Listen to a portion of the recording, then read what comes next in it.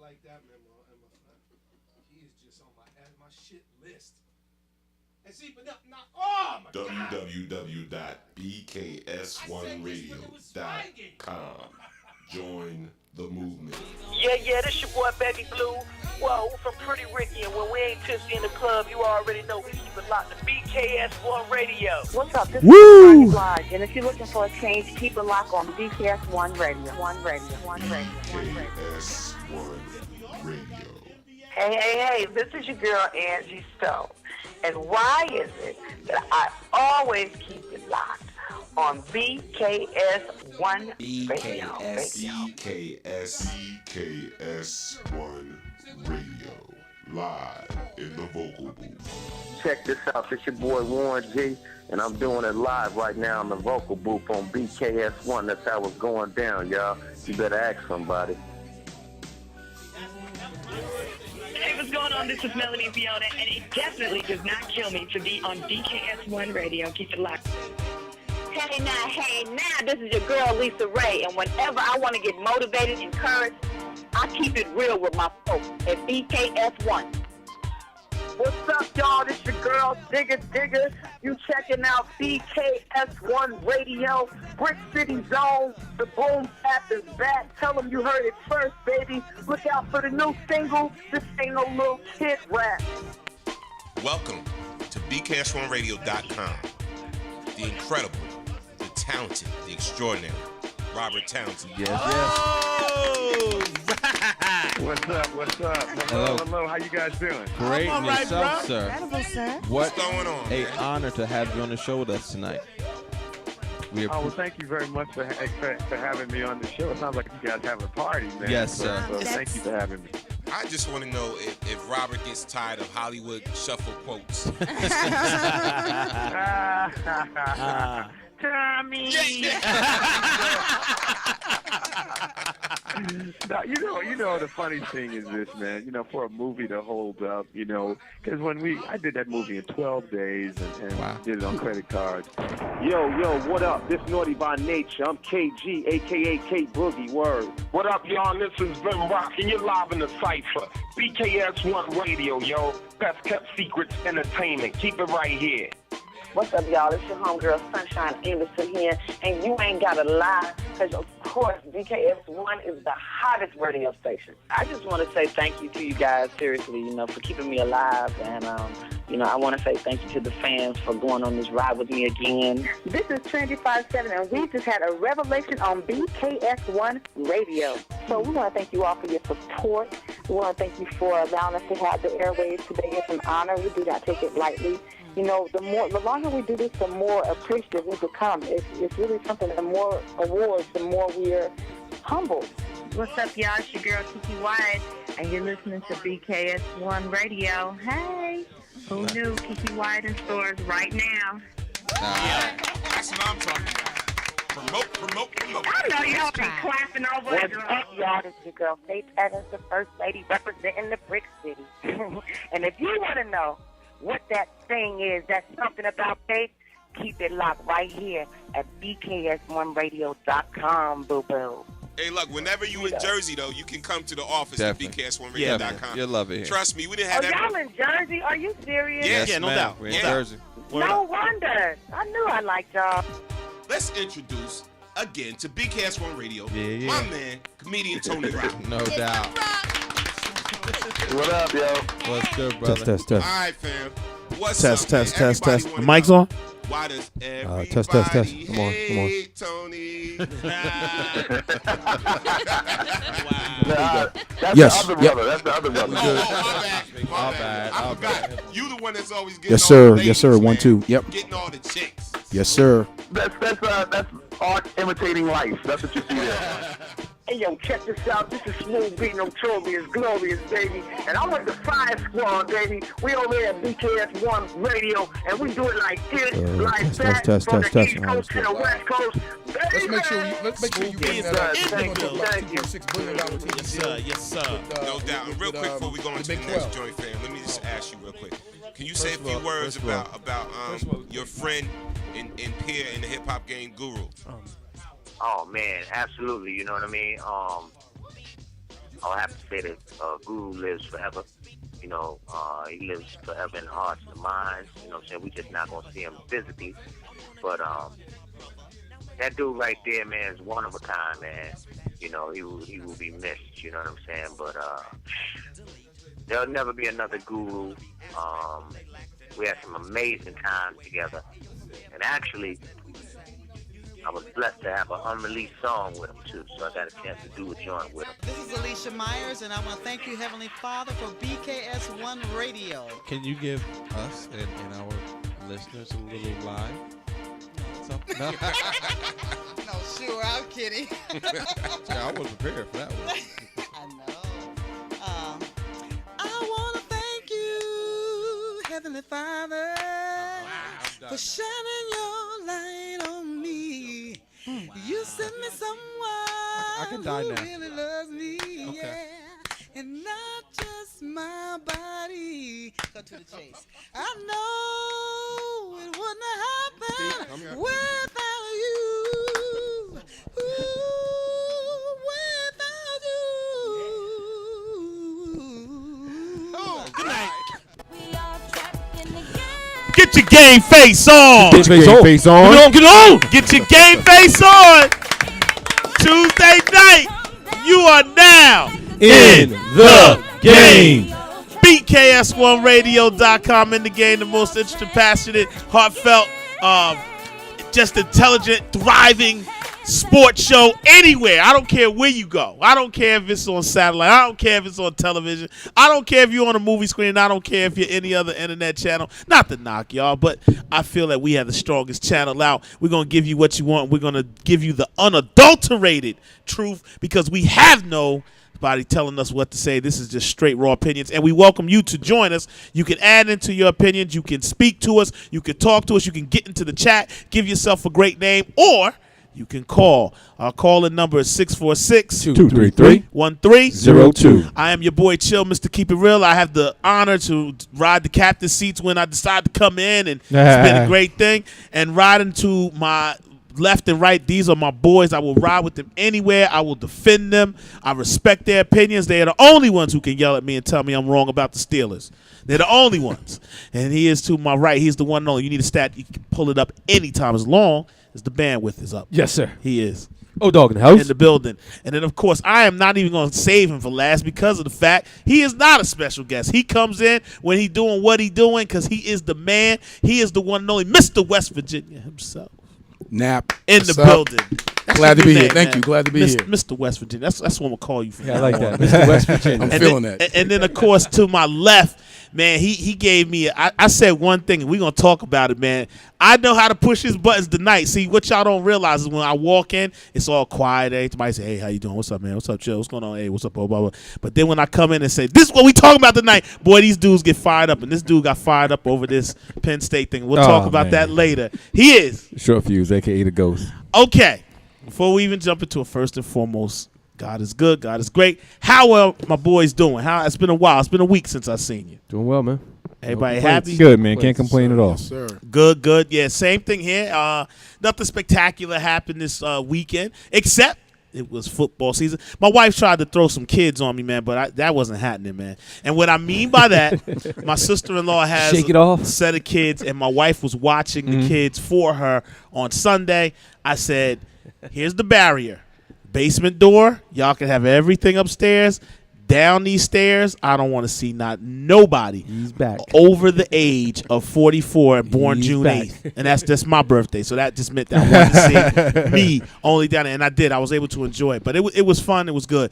Gentlemen, let me get this number one more time because I expect people to call in. I expect to hear from Butt Knocker. I expect to hear from we definitely going to cover the NFL as a whole. Let me cut you off. Go ahead. Sorry. Shout out to Knocker. He said he's not going to be able to join us tonight. Okay. But we'll get him the games later on this season because I guess he has another previous engagement. Not a problem. But he might even he might show up a little late. You know this because it's such a big day with so much going on. And what's funny, gentlemen, is, and I'm going to be fair with it before we dive in, and I just want to say this quickly. Usually, we can't wait for the NFL to come because the games take precedence. Like usually the slow part of the year is that February, that like drags, and then after the NBA season, it's like, what are we going to talk about? Let's wait. Baseball's kind of been here in the tri-state area. But right now, there's so much fire going on, and I'm just going to mediate tonight with a few in and out because you gentlemen got a lot of fire. We would be remiss if we did not talk about the Ray Rice situation and what the NFL is going through. And just to lead in, I'm going to just ask this question. I'm going to jump straight to you, my brother. Your feelings about the NFL and how they handled this Ray Rice situation. Well, first, let me full disclosure. I'm a Rutgers graduate, and I was a Ray Rice fan. You know, it's very hard for me because, you know, I mean, I'm serious because Ray Rice put Rutgers football on the map.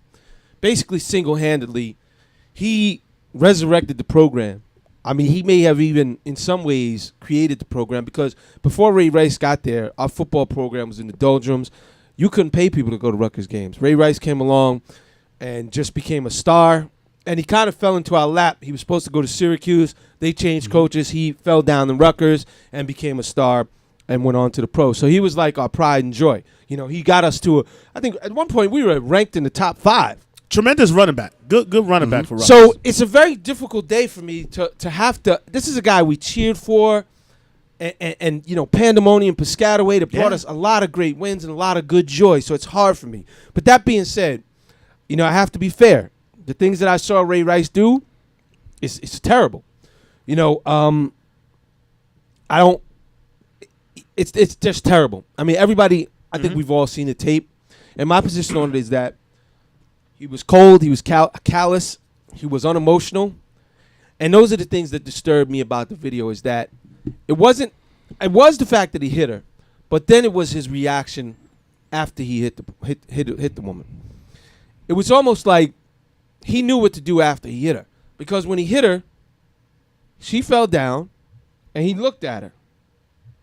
Like, okay. Like, you know, too. He didn't have any reaction. It's almost like he kind of was like, come on, get up. You know what I'm saying? Like, it almost, the way I looked at it is I thought he was kind of looking at her like, you know, you faking. You all right.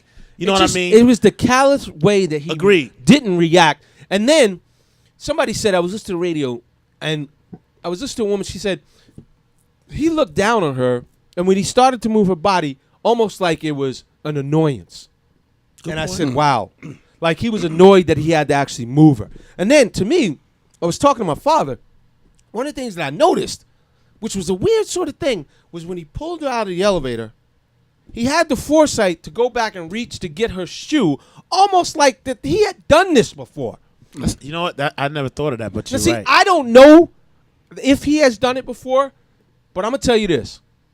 I believe in my mind that he has done it before, just because if you have a reaction, he didn't like hit the woman and say, oh my God, what did I do? Oh my God, baby, I'm sorry. You're right. This is the woman that he loved, the mother of his child. He didn't say, oh baby, oh my God. Sorry. And the thing that really amazed me is that his first inclination was not, baby, get out of here. Stop playing, yo. Stop playing. Like, when she came at him in the elevator, he said, stop playing. Just cut it out. Or he didn't try to grab her and restrain her and say, look, you know I'm bigger than you. You know I'm stronger than you. You can't do anything. He hit her. Now, to be fair, and now listen, and I'm going to go to Ghost on this. To be fair, we saw what we saw from the instant it started. We don't know what transpired in the room coming down to it. That being said, let me just preface what I'm saying right now. All 4 men here on the panel are totally against domestic violence and hitting women. And as by the way, BKS1 Radio. Yes, we all full are. and total. So we're all in agreement that the whole thing, as far as what he actually did hitting her, was wrong. But there are cases, Ghost, and that gets to what Stephen A. Smith said. And Stephen A. Smith got into trouble for saying that too. We don't know what she did, and actually, I saw what you saw was she spit on him. That's part of the story I heard, that she spit in his face. It's on the tape if you watch it. But they both spit on each other. 'Cause I think Ray spit on her too. Now, Chill, let me explain something to you. I don't know what other people's experiences have been, but as a man who's been spit on by a woman, it will bring out a rage in you. That, let me tell you something. When it happened, I could almost bring up the rage in me that it brought out, but I also know that you have to have the self-control of a man to restrain yourself. Because I tell you what I felt, and I've said this on these airways before. I felt like throwing the woman out the window. That's what I felt like doing. My initial reaction was to pick this woman up and throw her out the front my second-story window. But I restrained myself because I knew that wasn't the right thing to do. And I looked at her and I said, "You better get away from me right the fuck." Understood. And it brought about so much rage. I almost started crying because I was so angry I didn't know what to do. And then I just walked away. And I never felt so angry in my life before or since. So that's angry. It's a crazy type of thing. I understand that rage, but I also understand you have to have control. This is on so many different levels, and I'm sitting here and I'm hearing the passion as, we're talking about this Ray Rice situation. And I met Ray several times, and, like you, I share some real good sentiments about Ray Rice as a football player. At the end of the day, this is obviously an unfortunate situation for both parties, for Ray and for his wife, because at the end of the day, both lives are going to be affected from this. Absolutely. And I think I don't want to be remiss when I say this, but this young lady is never going to be the same, and Ray, unfortunately, from this situation will never be the same. And when you put yourself in that position, you have to wear your actions and your behavior. The bottom line is, I've never been spit on by a woman, or by anyone for that matter, so I can't speak as passionately as you just spoke from that perspective. But I will say this: I'm not sure. I don't condone anyone. Caller from the 732. Hold on 1 minute while we get our points out. Hold on. I'm not going to condone any man striking a woman. That situation could have been handled a little bit differently. I look at the situation. He had an opportunity not to even step in the elevator. Honestly. True. He could have went down the stairwell and tore the stairwell up because he was that ticked off with the situation. Good point, Nat. Let her go in the elevator. You take the stairwell. True. I mean, because look at what happened. Excellent point. Yeah, because he was that angry from the gate. Whatever transpired, he was angry. And you could see the way he motored in. Like, yes. After that first incident, he was like, "Yo, let's do this." When she went to press the elevator to the floor that they were going to, he walked up on her and he said something, and then he walked back to the corner of the elevator, and then she came at him. That's it. 732. State your name. Where you calling from? You in the game on BKS1 Radio. This is Brad Napoli. I guess my father's on the show. Oh, yes. Welcome. Little Nat. What's up, son? Hey, listen, man. We heard so much about you. It's good to hear your voice, young man. How you doing? I'm good. Just got home. How's school down there? School's all right. School's going well. Now tell the people where you attend and what you do down there. I'm a communication major, and I play football for the West Virginia Mountaineers. All right. Very cool, man. Well, it's good to have you on the show, man. Your father, let me tell you something. Your father's very proud of you. He speaks very highly of you. Yes. And, I haven't met you, but I look forward to meeting you one day because I'm very impressed by your father, and I'm sure that you're a very impressive young man because I can't imagine that he raised anything but an impressive young man. So keep up the good work. Keep making your father proud, man. Thank you. Now, while we got you, and we're in the midst of talking about the Ray Rice situation, so, and I know you as an athlete coming up, and once again, role models, everything counts. That counts for something, which is good. And you have a very positive role model in your life, being your father. What's your viewpoints about this situation with Ray Rice as far as himself first? And then later we're going to talk about the implications of the NFL. But first, right now, your thoughts of the actions that Ray Rice took himself. I mean, I just thought maybe he took it the wrong way, or he just handled it way wrong. He didn't have to put his hands on a female. I don't think there's any time and point where you get that angry where you put your hands on a female. But you live and you learn. So I guess you had to learn from his mistakes.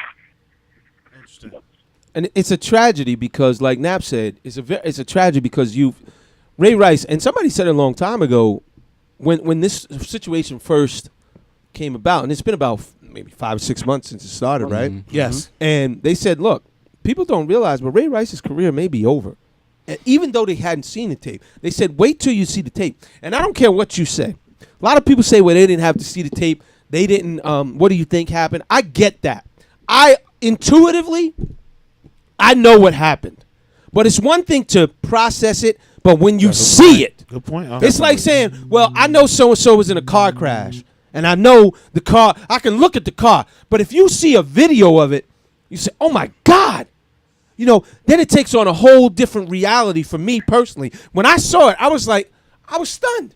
Let me say this too real quick, and I put this up on my Facebook as a status. And I always tease Norm, and we have different shows here at BKS1 Radio where we talk about technology. If this was 1970, Ray Rice would still be playing football. No doubt about it. Let me tell you something. You know what's crazy about this? I'm glad you brought that up because I just read an article on, I think it was Bleacher Report. You know what's crazy about this? You know how many women Floyd Mayweather beat? And you know how many times I call him a punk because he is a punk? Floyd Mayweather has a history of battering women. And he's a professional boxer. Sugar Ray Robinson. Boxing is notorious for that. He went to jail for it. Yes? How many times? Once. And people still buy his fights. So a lot of these people out here with this outrage, you better look at everybody. If you out there buying a Floyd Mayweather fight and you mad at Ray Rice, you're a hypocrite. Okay? Because you can't have it both ways in my book. I've called Mayweather a punk on these airways multiple times, and I'll call him a punk again. And I'll be fair about it. This is a problem that cross all spectrums of sport because, definitely. I mean, it goes on in boxing, it goes on in baseball. I'm sure it's life. There are men that unfortunately have this attitude that they can strike fear into women, and that's how they can control them. Right. Now, whether you agree or not, we could talk all about that. And Nap, I'm going to go to you on this. And Ghost, I also want you to chime in. We all going to chime in. But Nap, I want you to go on this because I want you to start on this. The implications of the NFL. Here's the situation with the NFL. You cannot tell me this organization, which probably has got just as much money as the United States government. In some ways, yeah. Caller from 908. Hold on 1 second. They got this just as much money. If they can find out everything about Spygate that they wanted to find out, they went through every step to get Bill Belichick caught and find out. They can find everything out about the New Orleans Saints. Right. Go back in history. They can find everything out. But with this, mysteriously, they have one conversation. Caller, can you turn your speaker down? Turn that radio down. Turn your radio down, speaker. Sure. Hi, how are you? How you doing? Hold on 1 minute. It's Carla. Yeah. Hold on 1 minute. Hold on 1 minute, Carla. For somebody to have this, the NFL to be as quote unquote naive, if they expect us as the public to believe that they didn't see this, Nat, and to have the, I'm gonna say it for what it is. Excuse me, Carla. The balls to put out there. We didn't know this was out here. They're insulting our intelligence. I feel bad, Nap. Talk about that. I find that it is difficult because, as you just stated, and very well stated at that point, they can find out and they know everything because if to make an informed judgment, you have to have all the details. And there was no way that they didn't see this tape prior to this situation and look at the whole thing in its entirety and then sit down and say, okay, here's how we're gonna have an A, a B, and a C plan. We have an exit strategy. Once the A, B, and C plan don't work, we have an exit strategy to even get out of this because you're a $1 billion organization. Multi-billion dollar. You don't become. Let me cut you off for a second. Sure. See, we throw these words billion around like it's just, it's $1 billion. I want you to understand how much $1 billion is. 1 billion. $1 billion. Just $1 billion. Right. Okay, so let's say you got $1 million. Then you got 10 million.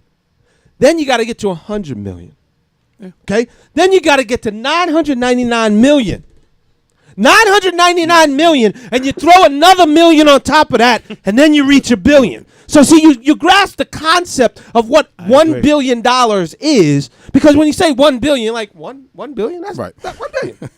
Right. It's only $1 billion. Right. But now you talk about the NFL, a $9 billion dollar industry. And you're going to do everything you can to protect that brand of that $9 billion industry. So 1 or 2 or 3 or 4 or 5 or 100 players wouldn't matter.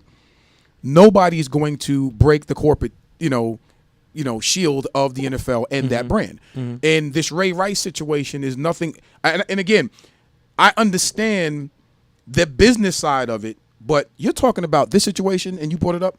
This is a microcosm of society right now. Yeah. This is bigger than just Ray Rice. Yes. See that, and that's the thing. That's the point that I wanted to make tonight on BKS1. This is bigger than just Ray. This is a microcosm of what's going on in society, and it is a huge issue to me. It's a problem, and if my son, and by the way, love you, Brandon, for calling in. Thank you, love you much. If this were my son and he did this, he and I would have a problem. We would have a problem. Sure. Because as a man, I didn't raise you that way. Your mom certainly, I've been married 21 years. I love my wife daily, but at the end of the day, that's not the relationship that we have. Right. And I'm not going to condone that. I don't care what the circumstances. We're not going to condone that. So I look at it from that vantage point. I really do. Carla, go ahead. Carla, go ahead in. It's 9:08, and this is Carla. Go ahead. Speak your piece, Carla. I want to hear what you got to say. Hi, as a female, and actually my name is Cecily Williams, and I'm related to Eugene Napoleon. He's my cousin. Okay. And, as a woman, I look at this, I'm like, wow, Ray, this really happened. But I have an interesting conversation with my coworkers today, men, all men, and, they're like, well, what is Ray going to do next? Where is he going to go from here? And then I think of Elliot Spitzer, who committed a crime, and he's back on TV now. Wow. Well, this and too shall pass for Ray. I'm sure he'll learn a valuable lesson because they're going to take away his money. But this will pass for him, too. See, it's unfortunate. Go ahead. The sad thing is what you're saying is 100% true. One thing about America does forgive, but there's certain things that Americans are not forgiving for. In this instance, I totally agree with you. And me and Ghost, we was all talking about this beforehand. You got someone, Dante Stallworth, who was reinstated back in the league after committing vehicular manslaughter with someone. I mean, there's a lot of things that, now don't get it twisted when I say this. Taking someone's life is the ultimate thing. I mean, you can say what you want to say about it. But at the same token, I hate to say this, being that it's the first, and we all know this, the first is what takes the brunt of everything. I hate to say it, but it's the truth. And being that he was the first one on this level, and Ray McDonald, which I'm very curious about, I'm going to pay close attention to what he's going through right now with the 49ers. Right. But this being the first one that really is public like this, and the fact that, let's be honest. Exactly. I was going there. Everything's on camera. The beef that I have, and I'll say it quickly, the NFL, like I said, this is what I was saying. You cannot, in my mind, make a verdict. You got to go in with all the facts. You're Clark Kent. You're a lawyer. You understand this. You got to search out all the facts before you present your case, before you make the verdict. Because if you don't have all the facts, then you don't know, and you can't justify the time that this penalty or whatever time is you have to serve a penalty for whatever crime or whatever thing you committed. So what I'm upset about, and it shows to me what Nat was saying, you protect yourself. I got no problem with the NFL doing that. But in a case like this, where cameras are everywhere, you cannot go and protect and then go into a shell like Roger Goodell has done and just say to your fans who are supporting this great sport, putting all this money into it, you can't go into a shell and disappear. Where's Goodell at? He's not even speaking. He's got people speaking for him. Chill. He's dodged a bullet since, first of all, when this thing first came out, when he sent down the 2-game suspension, he sent Adolphus Gusto. Who the heck is Adolphus Gusto? I agree. And put him on Mike and Mike, a national radio show, to defend his position. Nobody wants to hear from Adolphus Gusto. And like you said, he still hasn't come out and defended or said. And here's the thing. For me, you know how I feel about Goodell. I've said this going back to the Spygate issue. When a man says, I destroyed the tapes. Well, why did you destroy the tapes? Because there was nothing on there. Well, if there was nothing on there, why did you destroy the tapes? Because there was nothing on there. And that's circular logic. That doesn't make sense. Okay, so to me, right there, that told me everything I needed to know about Roger Goodell's character and who he was. And people say, "Oh, well, it wasn't nothing on there. He was a good commissioner." And when he's handing out penalties left and right, and it doesn't affect you, and you don't care. But see, I saw something there. I said, "Nah, man, this ain't a good dude, man." And now he's making stuff as he goes along. I agree. You say, okay, you gave out 2-game suspension.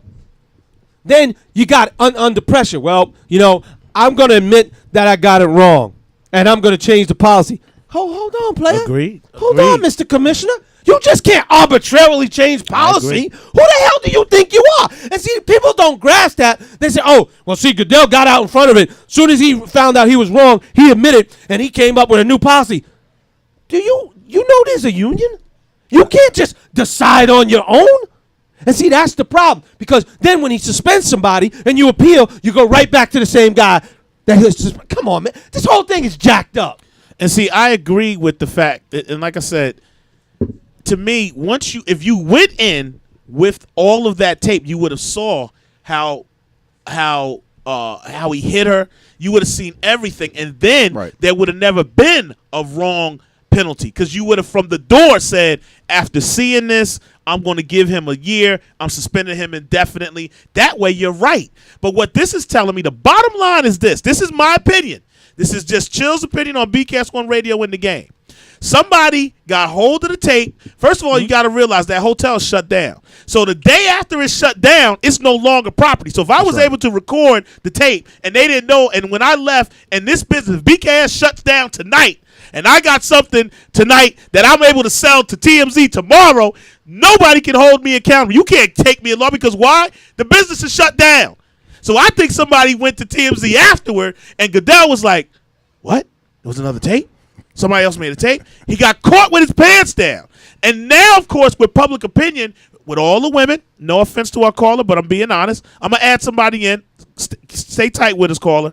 Hold on 1 minute. Caller from the 718. State your name where you call from. I'm going to let you make your point. But hold on, I just want to finish mine, all right? Yes. All right.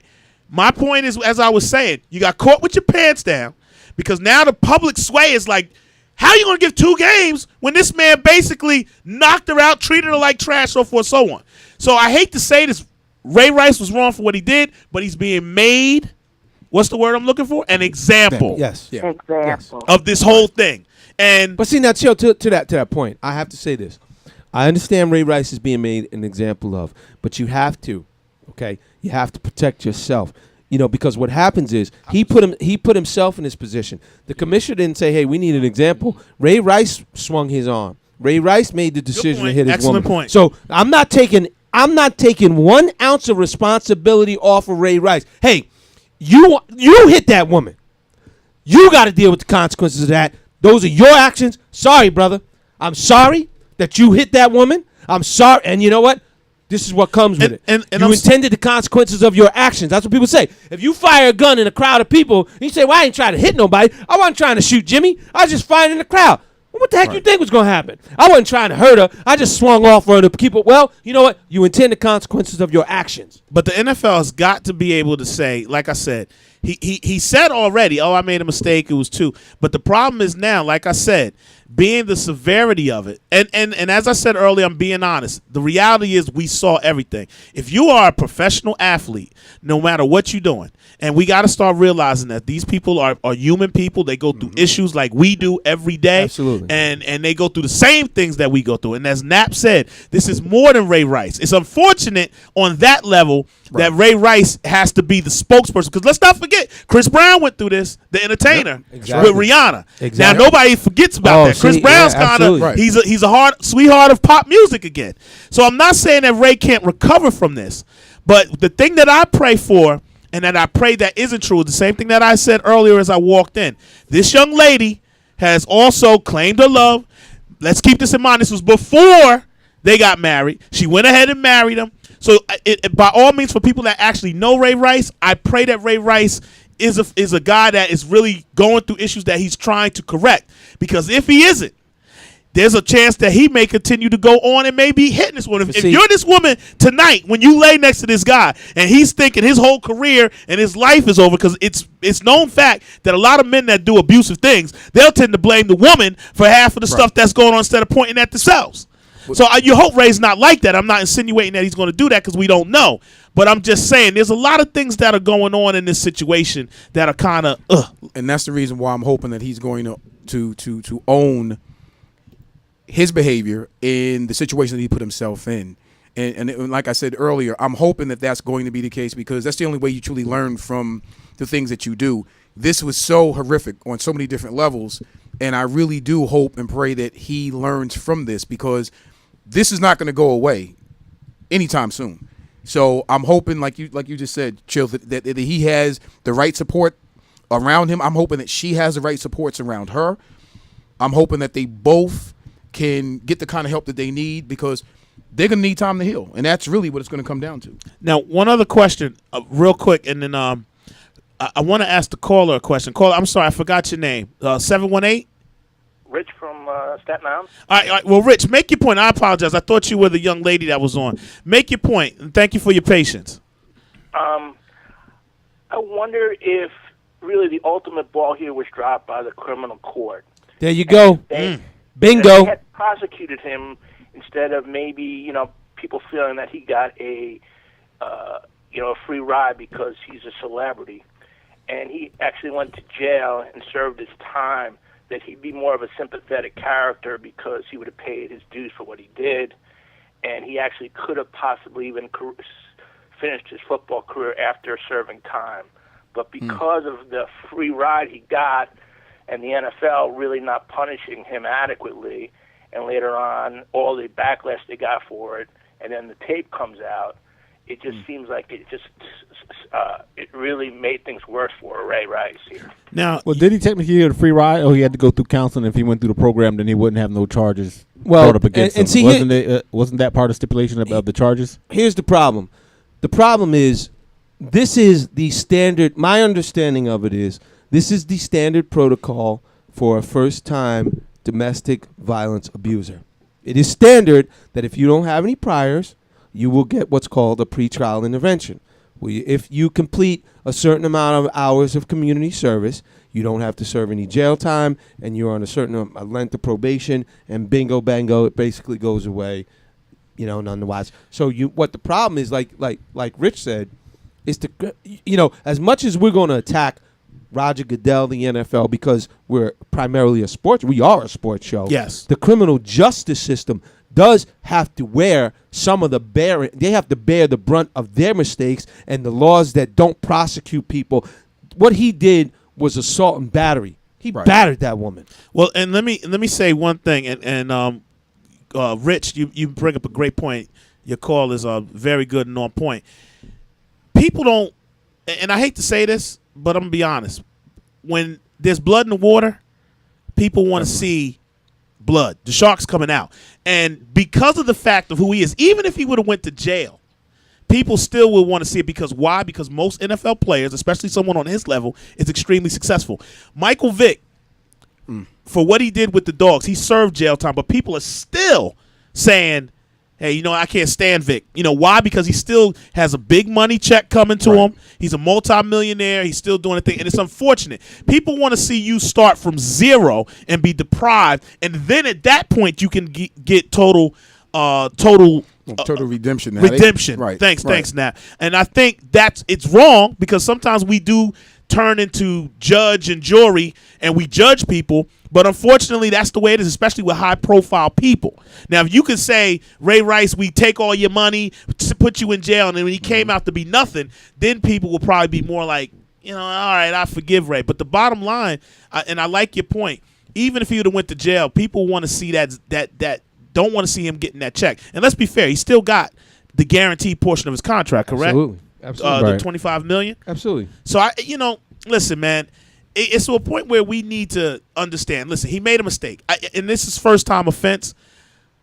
Once again, I can't say this no more. You're gonna hear us say it all night. We don't condone what he did, but at the same token, there's got to be a side of us that says, all right, you made the mistake. I can't have you do this no more. Because as I said, I can go through names: Chris Brown, James Brown, before he died, who was bad. Ike Taylor. Jim Brown. We can run through names. Jim Brown. Yes. We can run through names of people who have done things to And women. I just don't understand the mentality of a man that just hits a woman like that. I mean, I understand restraining her. I understand holding her back. And like I said, I've been in a situation. And when I tell you, man, this woman spit in my face, dog.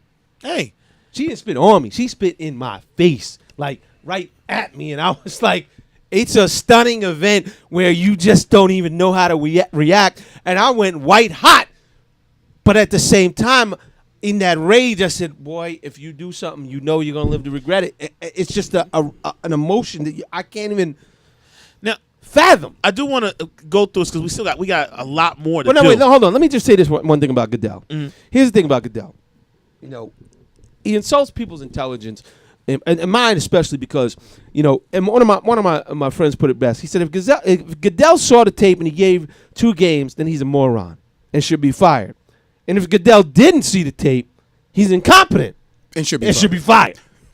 So I don't know where we go from here, except for firing Roger Goodell. But here's the problem. When you got 32 multimillionaires, some of them billionaires, backing you, and did you see Bob Kraft go on a PR parade? I thought Kraft made some pretty strong statements today. Chill, I don't want to hear Bob Kraft tell me that Roger Goodell is doing it right. You know why? Because that's the guy that's sitting out. Because you put this guy up there and you propping him up and he's making money for you. You're paying him $30 million. And now you're going to come out and tell me what a good guy he is? What do you think? I'm stupid? Well, let me say this. That's not the remarks that I heard. I heard Kraft make some pretty remarks about Ray Rice.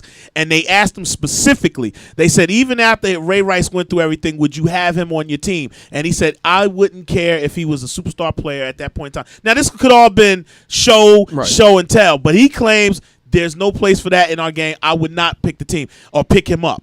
And to his credit, he did not stand up for Aaron Hernandez. You know what I mean? And I know that was a murder.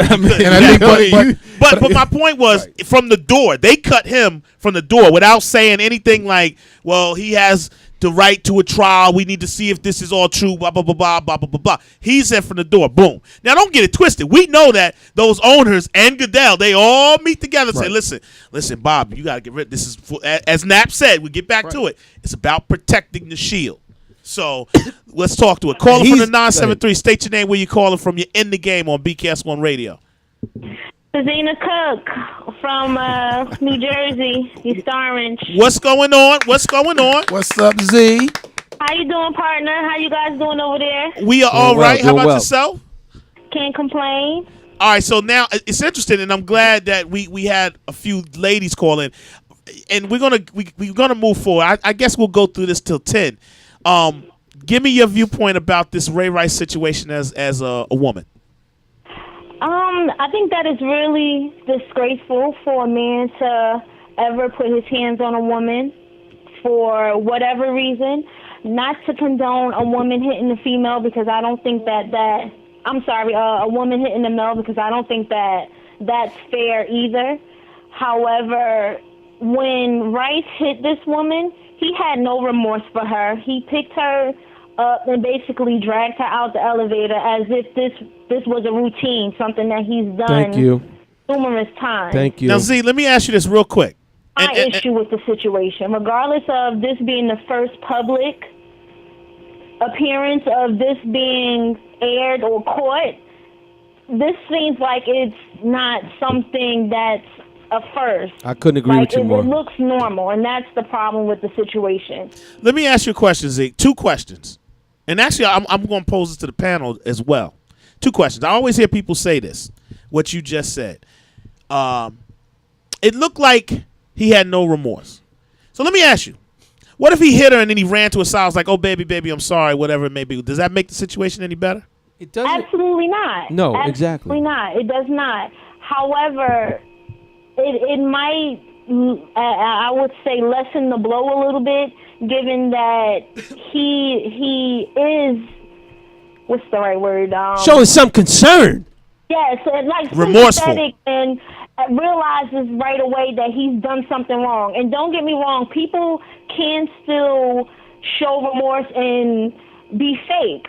Yes. And not really mean it and not really have any care for the well-being of the person that they've harmed.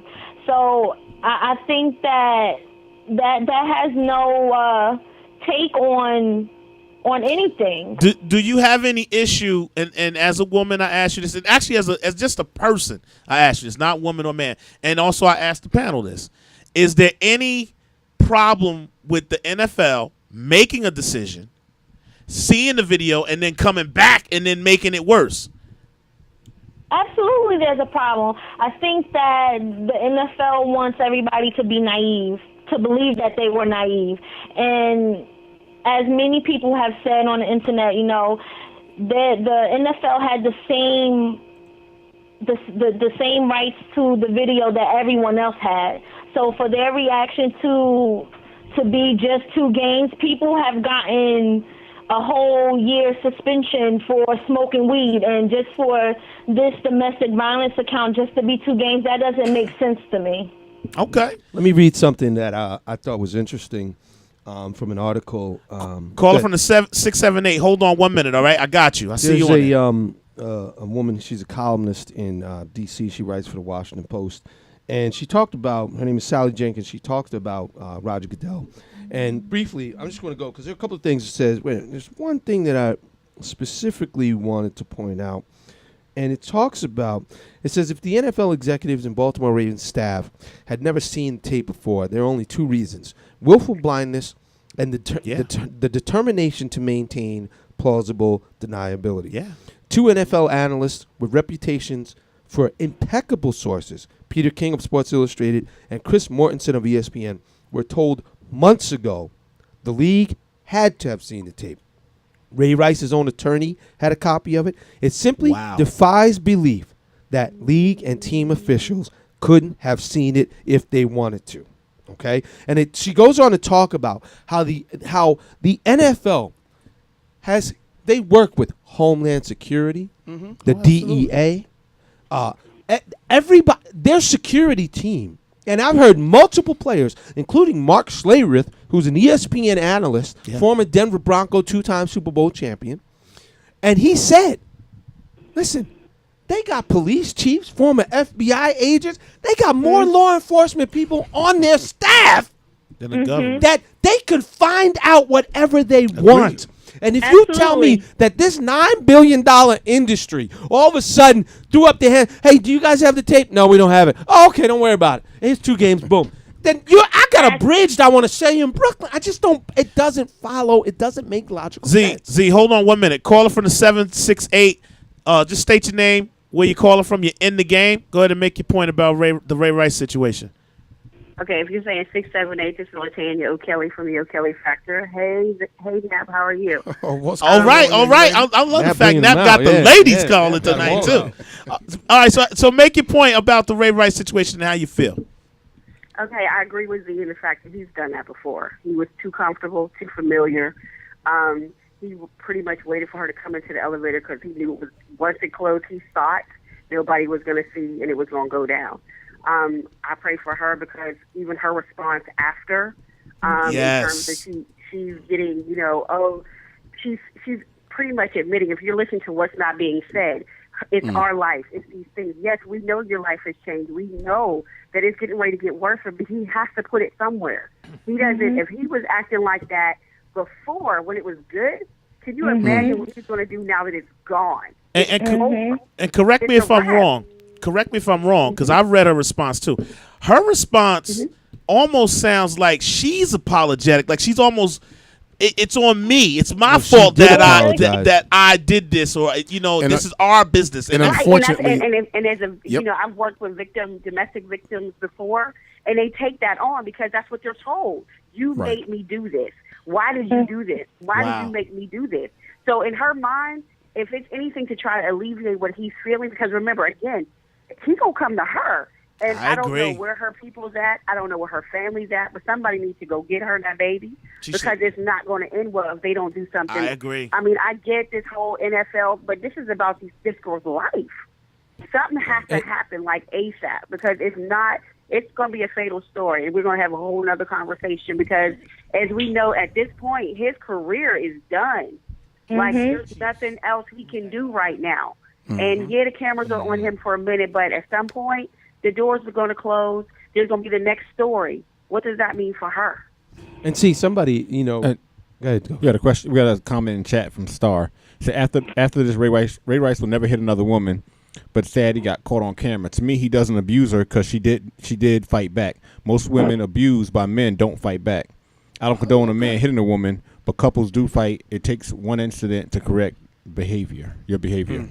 Okay. All right. Now, see, some hold on, one more. I'm sorry. All right, caller from the 732. State your name, where you're calling from. You're in the game on BKS1 Radio. This is Tracy Napoleon. Oh, man, we got the full crew in. Now, hold on. We done had the whole Napoleon family. Mr. Napoleon, welcome to the show. I'm loving it because I love the ladies' opinions on this. Okay, so absolutely. So we got Z. We have 678. So Kelly. and we have Miss Snap in the building.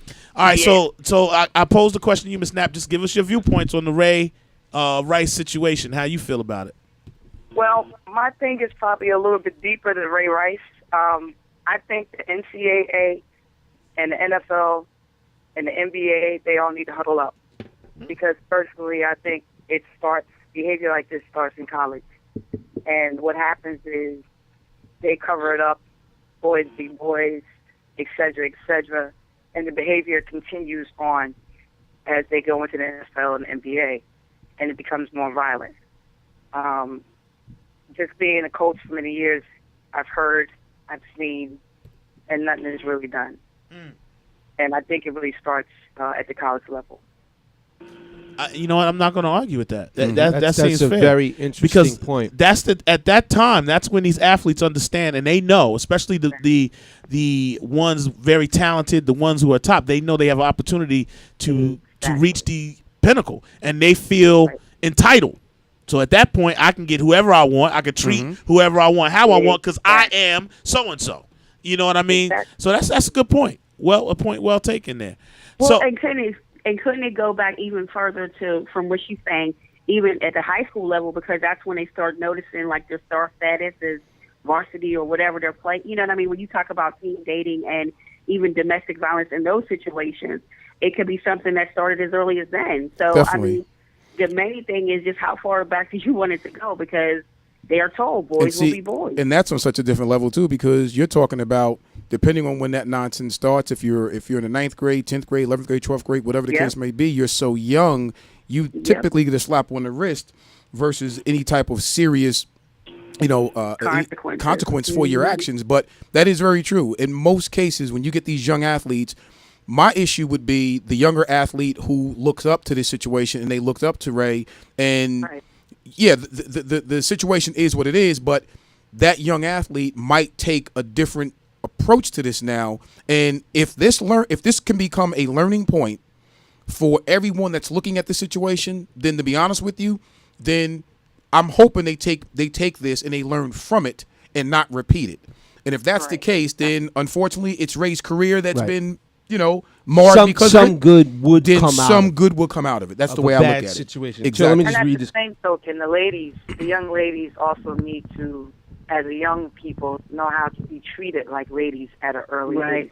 Absolutely. That's very important to know what love really is at a young age. And sometimes you don't have that mentorship in your family life, but there's someone out there that can help you along the way to know how to be treated like a lady. Talk on it, boss woman. Talk on it. and even using this, because I have a daughter who's a senior this year, and we did exactly that. We talked about the situation today, and she talks about it in her class, and I said that we wanted to just remind her that love is not hurt.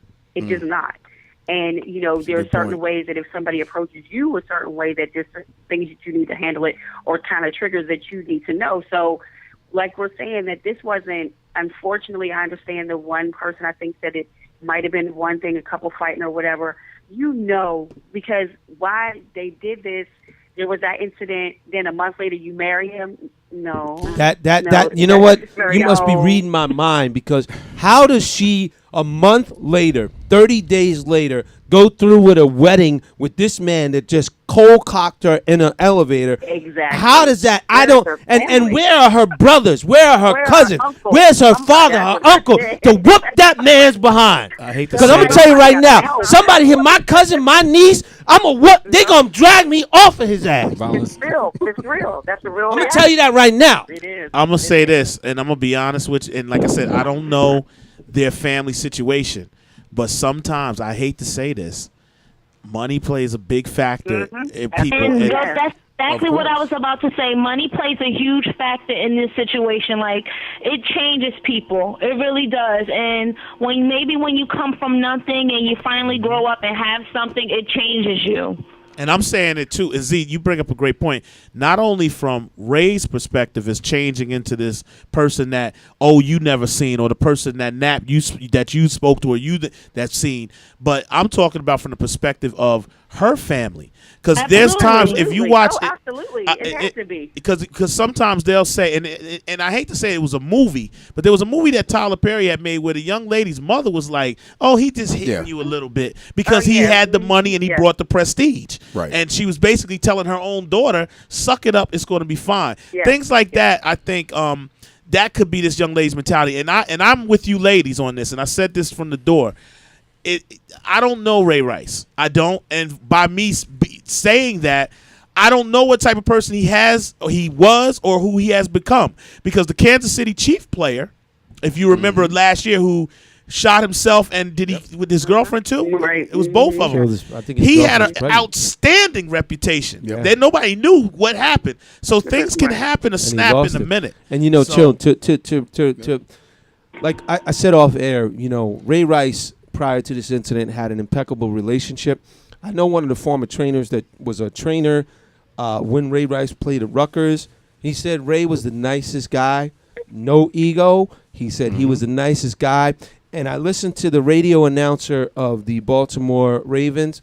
He said, and I heard him, he said, the troubling thing to me is, he said, if you lined up all 53 players and you told me that one of these guys had a domestic violence incident, he said Ray would have been 53 that I would have picked. He said it just doesn't follow logically because he has no history. He did everything right. And add that on to what Knapp said about his personality when he talked to him, when Brandon was being recruited. It's just one of those things that just out of nowhere. And like you said, you don't know.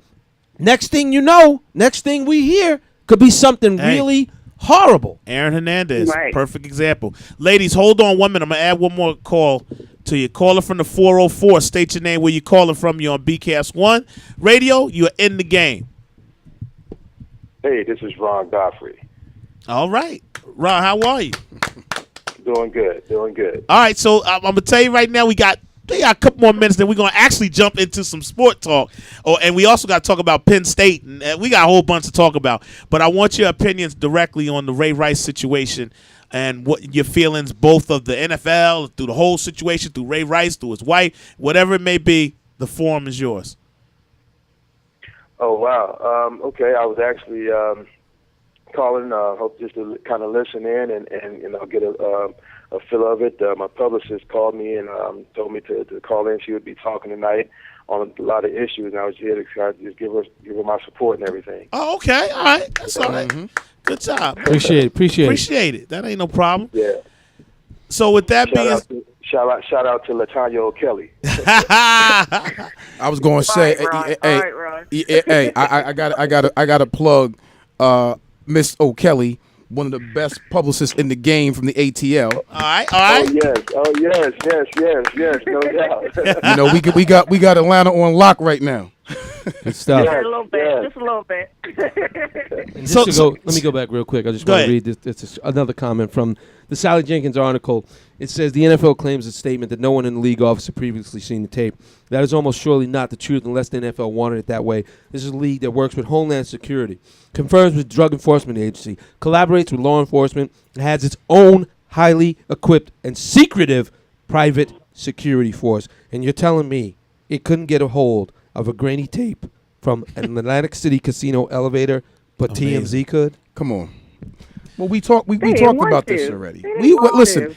You cannot make an informed decision of someone that's running a $9 billion entity, and you can't get a tape. Listen, they will go back and find out what a kid did in Pop Warner.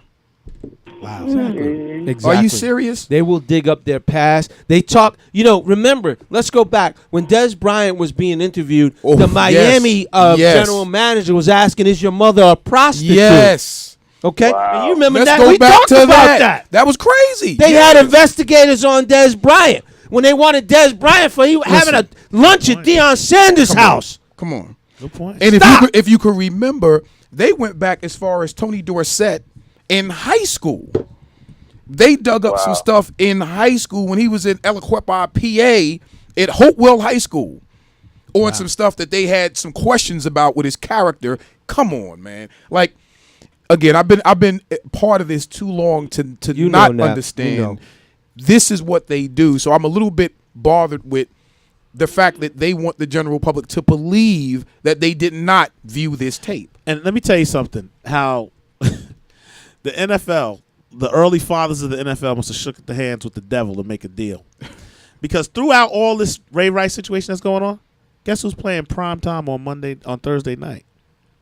Oof. The Steelers and the Ravens. You better believe it. And if you don't think the TV's going to be packed with people just to see what Harbaugh's going to say, what Ozzie Newsome's going to say, and this is the first year that the NFL Network has teamed up with CBS. That's right. And the crazy now let's not now think about the Ravens too, because the Ravens did some dirty moves too. I totally agree. Speak on it. If you think that the Ravens didn't see the tape, I don't believe that either. And you know what? Ozzie Newsome, he's a coward. The owner of the Baltimore Ravens, he's a coward. They sent John Harbaugh out there in the press conference and let him be the sacrificial lamb instead of standing up behind him and getting up there on the mic. Now, there are so many people that have shirked the responsibility and left people out to dry. It's sickening. I'm going to say this about John Harbaugh. First off, I'm a fan. I am. And when you are the head coach of any professional organization, you are the CEO of that brand. But with a situation like this, you got to have everybody on message. Your whole administration behind you. Everybody's got to be standing up there on that stage, right behind you. Even if Harbaugh speaks, everybody's got to be standing there. Yes, sir. That's what we all agree. Because you know what? As a football coach, he's just a coach. At the end of the day, he's just a coach. Thank you. The general manager, the president, the owner of the team, everybody. Put it this way, when they went back in that room to shut that door to decide what they were going to do with his contract, I guarantee you Harbaugh had nothing to say. Absolutely. Everybody was in the. Steve Biscotti is the owner of the Ravens. And Steve Biscotti should have been there. Ozzie Newsome. Right. They left John Harbaugh out there hanging out there to dry, and everybody's sitting in their office. How's he doing? You all right? Punks. That's a good point. I can't even argue that. They are doing something. They are having a give back on Ray Rice jerseys. Yeah, I saw that. You know what? I saw that. That's unbelievable. I saw that. It's sad, but it's true. I'm not lying. No, you are. True. I saw that earlier. Before I saw that, I was telling my wife that earlier today, and she couldn't believe it. And listen. Like I said, I'm not painting a sympathetic picture for Ray because I don't know him personally.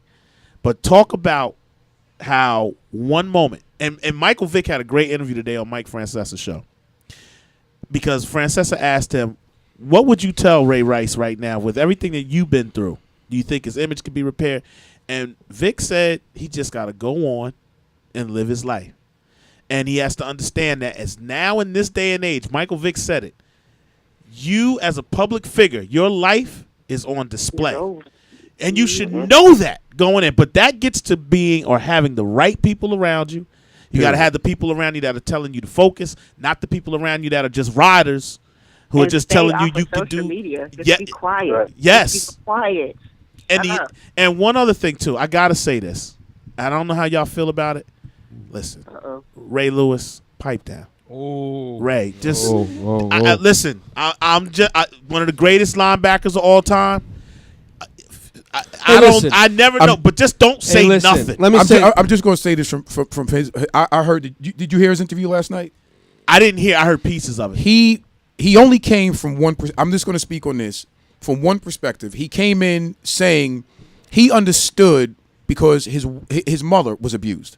Okay. And he said that there were times when he was abused with his mother.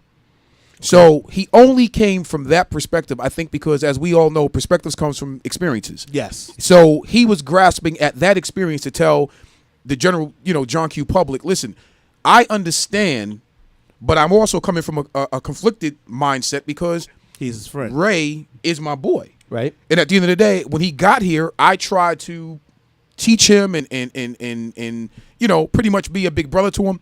But the one thing that I do agree with, Ray Lewis said this: if that were my daughter, right, we would have a different conversation. See, so he is conflicted because I feel the same way. I'd look at it two ways. If I had a daughter and I saw my daughter cold cock laid out on television, I really don't know what I would do, but it wouldn't be anything that I can speak of on air. Oh yeah.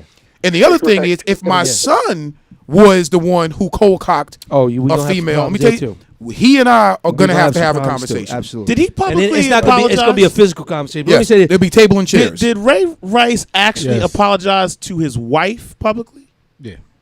He did after the the second fact. in the After second the fact. in the second press conference, not in the first. Yeah, But they made him do it, now yeah. here's the thing.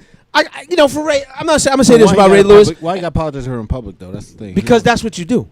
He He got up there and apologized to everybody else. He apologized to her fans. off the camera. He can apologize to her in the house. Ghost, you can't get up there and apologize to I'm the not fans. apologizing apologize to the public for to y'all the to see me apologize organization. to her, though. You have to apologize to your wife first. I already that you apologized beat. to her already. I think you People want to see it. You gotta I play ain't the doing game. it for you though. But I'm then not doing it for you to see. Don't get up there and apologize to everybody else. I ain't got to apologize to her. I apologize to her off camera. But I then can do don't that in the- apologize in to the everybody personal else, thing. Ghost. I ain't got to do that out in Listen, public. The thing is, if you could punch her in her head on camera, Thank you. Thank you. Thank you. And now to the Ray Lewis point, listen, I'm gonna say this. I guess being involved with the murder of a man might be okay, but maybe Lewis draws the line of beating a woman. I don't know where his standards are, but he has some skeletons in his closet that maybe he needs to address. Okay, I understand he's got his situation with his abusive issues. But hey, Ray Lewis ain't got. He got to check a Yeah, pass and too. see, all I'm saying So is, so Ray needs to understand. You better as they say, let he who be without sin cast the first stone. As a Christian, Ray, maybe you need to shut up. that's all I'm saying. You're entitled. Maybe you need to shut up. Don't do it on the interview, though. Don't do it in an interview. I mean, like, if you feel sincere. Maybe you need to say, I don't have no comment. Two of the best I words of agree. PR. No comment. But you want to know? You know what? You want to know why they put Ray Lewis on? Because of that. Thank you. Let's be clear. Of course, propaganda Because is the all number. of what you Propaganda is the number one seller in any adversity. Absolutely. We already know that. And to have him on and speak his mind, because they knew how many people are going to, like we're speaking right now on it. Yeah. Somebody's going to bring up that issue. Like, hold on a second. I'll bring it up. Did Ray Lewis say this, and this? I'll bring it up. We knew this. And when they said we're going to bring Ray Lewis on, I knew right then and there, okay, what would be the point, honestly, with him having the issues that he's had in the past? Right. Why would you bring him on with this situation? Because you're feeding the monster. But see, you just throwing more fuel on the fire so you can keep. And see, let's be clear too. There's also the media component of it as well, It's a because business. this keeps their eyes on ESPN. It keeps their eyes on TV, and that sells ad dollars. And Of it's all course. about the money. It feeds the Of course. machine. The sad part about this whole thing, and I said it earlier, I think I said it actually off air, I feel both Ray and his wife really need time to heal. Agreed. There is going to be no privacy because he's a public figure, and unfortunately, what he did to her in public made her a public figure. Right. Yes. Exactly. And you know they're gonna be on her. Okay, hey, listen, guys, I want to thank all of y'all for calling in. And hey, Ladies, V, we appreciate your insight. V? and input. Thank you. V, is she still there? She's gone. I think she hung up. I think Z hung up. All right. So just thanks for calling in, and we appreciate y'all and all your opinions and everything. But we got to talk some football and everything. So if you're chimed in the BKS1 Radio, get in the chat room and give yourself a name and chat us up. All right. All right. Thank you. Thanks, guys. All right. Okay, now. Okay, real quick before we dive into the sports, I did want to bring up this Penn State issue, and I wanted to get you guys' opinion on that. Penn State's back in the fold, baby. How quickly we forget. I'm sorry, I can't even clap. I got my West Virginia eyes here clapping. You should see the way Ghost is over here clapping like, yeah, you know all what? right. You know what? And see again, Nap. And Nap, let me ask you this. Sure. And Nap, you spoke about your partner down in Atlanta doing the PR, and I want to say this. I don't believe that it's an accident that this news that the scholarships were being restored and Penn State was no longer under restrictions came. I think the timing was not accidental because like you said, you got a controversial situation, and I think they sat. I don't know if they sat on it or if they rushed it, but if you tell me the Penn State was sitting there and all of a sudden this Ray Rice firestorm and somebody in PR said, "Look, we can probably slide this out right now, and nobody's gonna notice." What do you think? Get it out! What they got a Ray Rice situation? NFL first week done. Put this out. Nobody's gonna see it. Maybe we can get by without anybody. They gave back the money. They gave back the scholarships. Right. There was basically nothing that happened to Penn State. Well, Now you tell me how PR works. If you think about it, and it's kind of funny, this information was known before now, right?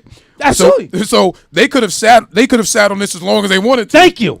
So they've been sitting on this, waiting for a big story, and this is my opinion. The opinion of O-Dog, the Stat Tech, not of BKS1 Radio. I believe that the people of Penn State sat on this and waited for a firestorm and because I've watched too much of media and I've learned about how the media operates. When you see a press release come out on a Friday night.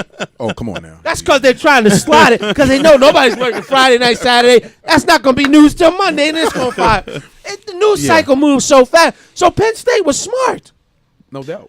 This case. It's not by accident, Chill. Ghost brought up a good point. Ghost, elaborate on the point we was talking about before when we came in. We was talking about the situation because I think it was one of the best points of the night dealing with this Penn State and NCAA thing because they're a trip. I completely forgot what I said. Oh damn, man! He was speaking so passionately and emotionally. Yeah. Yo, you were hot. You were hot about this. You were mad because you were saying that. It doesn't even matter. No, it does. It doesn't. No. Now here's the thing, Ghost. That's what it was. You were upset. It was about the pay. I heard you make a good point about the NCAA. Oh, that was complete. That was something else about TV deals. But the Penn State thing, how you gonna I don't know, was it 4 years penalty and all of a sudden you cut it back to 2 years? That was it. Like honor the suspension. Agreed. 4 years is 4 years. What have they done in 2 years to say that they don't need to be suspended no more? And this is now it's former Senator George Mitchell, who has basically said, people say has an impeccable resume and reputation, and he is the Mitchell Report for Major League Baseball. He's the one that basically got all those players, the Mitchell list. Yes. So we're familiar with George Mitchell. He basically is the one. This falls at the feet of former Senator George Mitchell, because he's the one that went in there and basically recommended, for all intents and purposes, that the sanctions be reduced and or lifted. How much power does he got? So very powerful. So he was the one that went in there and did the initial report. And the NCAA reacted as opposed to taking action. And see, that's the problem. And it's a problem not only with Penn State, but it's also a problem with the Ray Rice situation because a lot of people are reacting instead of acting. If Roger Goodell had acted instead of reacted, maybe he would be in a different position. And a lot of us are reacting emotionally, myself included, because it was an emotional reaction when I saw the tape.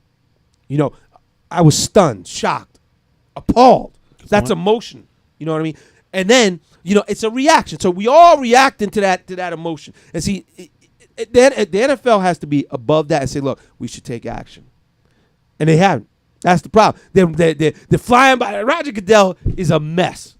He's flying by the seat of his pants right now. He's making up the rules as he goes along, trying to get it right. And every time he makes a rule, it's not right, though, because you're reacting. You're not acting. Well, you're dealing with human beings who make mistakes, and I think that even on NCAA level, I was listening to a panel discussion about a month ago, and it was so crazy when they started divvying up the monies of what these conferences are bringing in. Yes, starting with the SEC, and then the Big 12, and then the Big 10, and the Big 8, and in the ACC. All of these networks really are running these conferences. Yes. You know, you talk about the SEC, it's like, what, a $3 billion TV deal? Yes. You talk about the Big 12, I think it's a $2.6 billion TV And where's deal. that money going, Nap? Well, it's certainly that's the question. It's certainly not going to the and they're riding the backs of these athletes that are out there performing, giving their heart and soul. Most of them who are not going to go on to a professional career in professional athletics, specifically football. I'm telling you right now, I was on the phone with a very, very, very good friend of mine earlier, before as I was on my way over here, and we were talking about this, and he said he wished that someone would look up a stat of all of the 3 stars, 4 stars, and 5-star student athletes, football players specifically, that was going to go on and had this big pie dream of playing in the NFL. Pie in the sky, yeah. Right? And after their 4 years at their respective universities, no matter where it is, where are they now? Exactly. Okay? If they graduated, are they using their degrees? Do they have a job? Right. And then look at the universities they attended. How much money did that university make off of that particular player if he became a star? So the one name that came to mind was Johnny Football. Sure. Right? Sure. In 2 years, if you look at what he did for Texas A&M, the revenue stream at Texas A&M in 2 years because of his play, probably it put them above, let's just say, they have enough money now to build 3 more levels on that stadium. Yes. Brand new locker rooms. Okay? Wow. Their recruiting budget probably tripled because of this young man, and he didn't earn a dime because of it. And they wanted to give him, the NCAA was harassing him because they suspected wink, that he got some money for signing his Now, I'm going to tell you what's autograph. worse. This is what's worse off than that. The NCAA, for one day on their page, was selling jerseys with his name on it. Yeah. After he was drafted? No. No! While he was in college. While he was in college. While he was in college. And see, that goes back to, I remember watching Chris Webber on a panel of, this goes back maybe 7, 8 years. And Webber was saying, they were talking about college athletes and being paid. And he said, look, I can't even get a job. And they said, why can't you get a part-time job? He said, I got to practice. I got to go to class. I got to do homework. He's like, meanwhile, the University of Michigan is selling jerseys with my name on it. That's what it is. 39.5 hours per week is what these young student athletes are putting into it. And I think now 40 hours a week is considered a full-time job, right? Yes. Mm-hmm. Yeah. All right. So there you have it. If you do the math, there you have it. So no, that is your job. And see, the thing about it is there's so much money, and like you said, Nap, there's so much money being made by so many individuals, and they're not the ones putting in the work. They're not this. I mean, let's be real. College athletics, college football specifically, I'm going to speak of college football, is entertainment. People go out there and they watch these things. I mean, you see these stadiums that you go down the South, you got stadiums that are packing 100,000 people in weekly. Yeah. Without hesitation. Did you see the Ohio State game? It's ridiculous. Ohio State just put in, let me see, it's 107,000? On a Saturday afternoon. 107,000, yeah. Yeah. It's charging people. And I played at Ohio State when it was, I think, 102 or 103, whatever it was, and never seen anything like that in my life. The size of these stadiums. Well, let me say this, and quick question, because we got to jump into the NFL. We gotta do quick NFL. Are you guys happy? Are you anticipating how you feel about this playoff system in college? You think it's good? Because, I mean, already what's interesting to me is how a lot of big schools have already lost. There's some schools that lost, and I find that very interesting. Are you happy with looking forward to this playoff system? I like the playoff system, and I think it should have been done a few years ago. The only thing that I don't like, if you have a team that's ranked number 1 or number 2, let's go through the top 10, right? And you lose early on, you might as well move yourself out of it. That's not. If Alabama loses and they're ranked number 2 in the country, you can write them off, because that means 9 times out of 10 they may not win the SEC, right?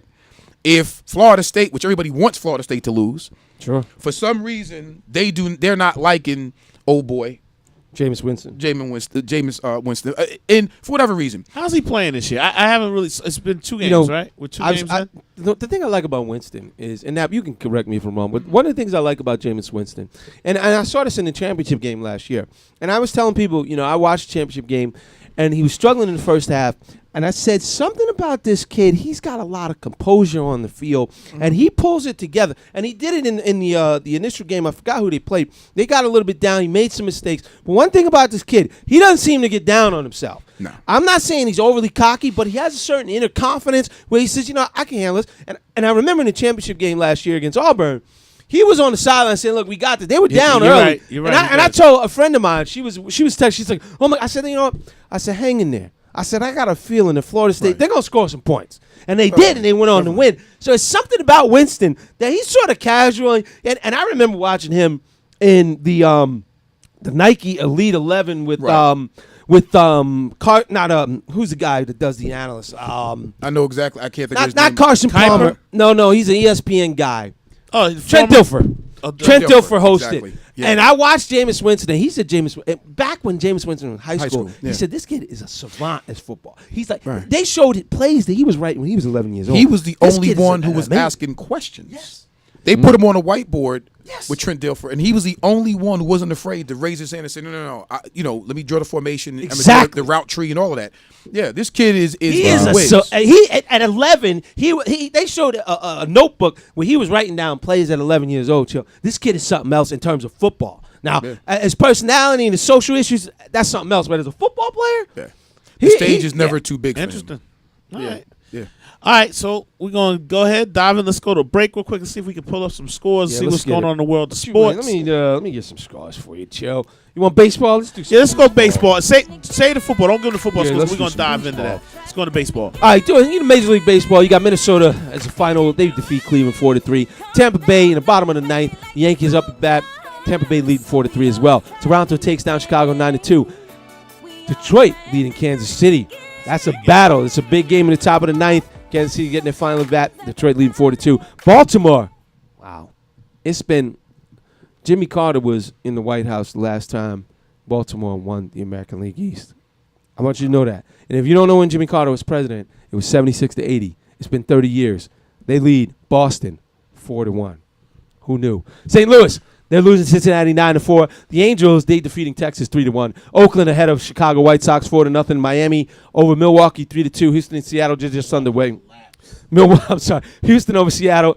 Houston and Seattle just underway. They're not at 0. San Diego and the Dodgers just underway also. In the bottom of the first, they're still at 0s. These are finals. Washington defeats Atlanta. The Nationals 6-4 over the Braves. They look like they're taking the National League East. Chill, the Mets gonna make a run? Psych, just kidding. Hey man, they only 6.5 back. You know what? The Mets did win tonight, 2-0 over Colorado. Philly takes a win, a meaningless win, 4-3 over Pittsburgh. And Arizona and San Francisco just underway in the bottom of the first. That's what's going on in Major League Baseball, show. All right, let's hop to it, man. Let's dive with no delay. Quickly, we'll go around the NFL. Let's talk about some things. Where you want to start? Let's start first things first. Let's start last night's game. The New York Giants, Detroit Lions. Let's just get it out the way right now. Giant fans, I don't see what – listen, you root for your team. I'm not telling you not to. But come on.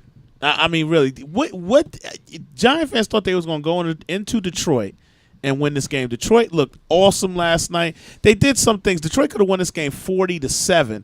They penalized themselves, which is one of the Detroit's main problems. Is they're a heavily penalized team. If they could ever get that together and have more resolve and more control, discipline, they will be a problem. Stafford, of course, Megatron did what they had to do. Now, the Giants look lost. Let me tell you something, and I feel bad about this. My wife is a huge Giant fan, and no disrespect to her or the other Giant fans, I don't understand. When are we going to just be honest and tell Eli to sit down? When? You know, that's an interesting question because I've never maintained. I'm not an Eli guy. You know, the problem with Eli is because he has those successes. He has two Super Bowl victories under his belt. It's hard to tell a Super Bowl winning quarterback, especially in New York, that you have to sit him down. He's not necessarily the most accurate quarterback. He's not the most efficient quarterback. And when you look at that, if you look at it objectively, you take your blue-colored glasses off, you'll see that. But all Giant fans see is they put on their blue shades and they see 2 Super Bowls. I understand that, but you know what? At the end of the day, there's something that has to be said about when you're missing wide open receivers. I agree. When you go to the West Coast offense, which is supposed to be the score points, right, and you have more picks than touchdowns, it's a problem. There's a problem. And my understanding, I mean, I understand the West Coast offense as a fan, and I see it. Those throws are throws that a professional quarterback should be able to make. Oh, definitely. They're not hard throws. You're not throwing the deep out on the West Coast offense. You're Now, throwing crosses, throwing quick outs. You know, they're very short passes. Quick and it's slants, designed right. quick slants across the middle. They're designed to move the ball quickly, efficiently, and easy pitch and catch. Now let me be the half full side of Eli. I'm going to actually defend Eli. Their offensive line is a sieve. Their offensive line is awful. It might be one of the worst offensive lines in the NFL. I don't care who you are. And we've said this before, we've had this argument. Eli is not mobile. This offense is a process to him because he's been in a totally different offense. He's been under Gilbride. Run the ball, play action, let me throw deep. So if he's been doing that for 10 years, just to ask him to come in and all of a sudden become Peyton Manning or become Drew Brees is not fair. And their top draft pick is out. You only got Cruz. And by the way, Cruz, where were you last night? Well, you the guy that said Cruz was a top 5 I receiver. I agree. But he's by. Did you see that? I did. And I When stand did by you that. play that position? I stand by Last that. year you said Cruz was a top 5 receiver. I stand by that. But My memory ain't good, but I remember certain things. I stand by that. And I think he's a great receiver. Top 5 though, chill. But listen, here's my point. I had to pull his card. Hey, Ghost, I had to pull him on that. Kick me while I'm down because he didn't perform. And I'm calling him out. He did not perform well last night. He dropped balls, things of that nature. But at the same token, that offensive line stinks. Right. I like Cruz, and I will admit, when you can't control the line of scrimmage, I don't care it could be Pop Warner at whatever level, you're going to be in for a long night. You can't run the ball, you can't do play action, none of that stuff is going to work. True. And when you have Eli back there running for his life, and yes, we could say that he's not the most mobile, right? But at the end of the day, then as a staff, can we put some pieces around him? Can we have some checkdowns in his game where, okay, we can't drop you back 3, 4, 5, 7-yard drop back. Right. Because it's not working for you. Okay, let's change the route combinations with these receivers. And let's throw some quicker passes. Get the ball out of your hands quickly. Let's put some screens in the game. All right?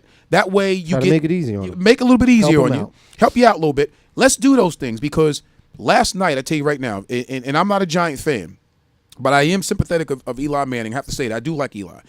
As a person, I just know you got to say win. And right now, if this is going to be close. what they put on the field as a product, now it's going to be a long season. Give Detroit some credit because they defensive line is no doubt. They're very talented from Sue Fairley. Yes, yeah. I forgot another guy name I can't pronounce. So you're not going to go against that defensive line every week. No, that's very true. So Very that defensive line can dominate a lot of offensive lines. So I can't make a judgment off Eli's offensive line QB off that one game yet. And let me give Eli's QBR 27.8. Now let me give you one more thing too with right. Eli, and this is where I think some of the blame should go to. Number one, I think this has a lot to do with the upper brass with the Giants. I think what's their general manager name?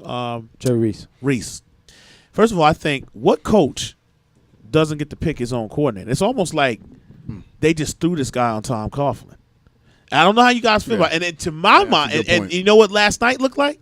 Tom Coughlin was like, no doubt. Because Tom Coughlin is an offensive coach. He really, if you look at the teams that he has coached over the years, has always had a decent to good offense. Even back with the Jacksonville Jaguars. Sure.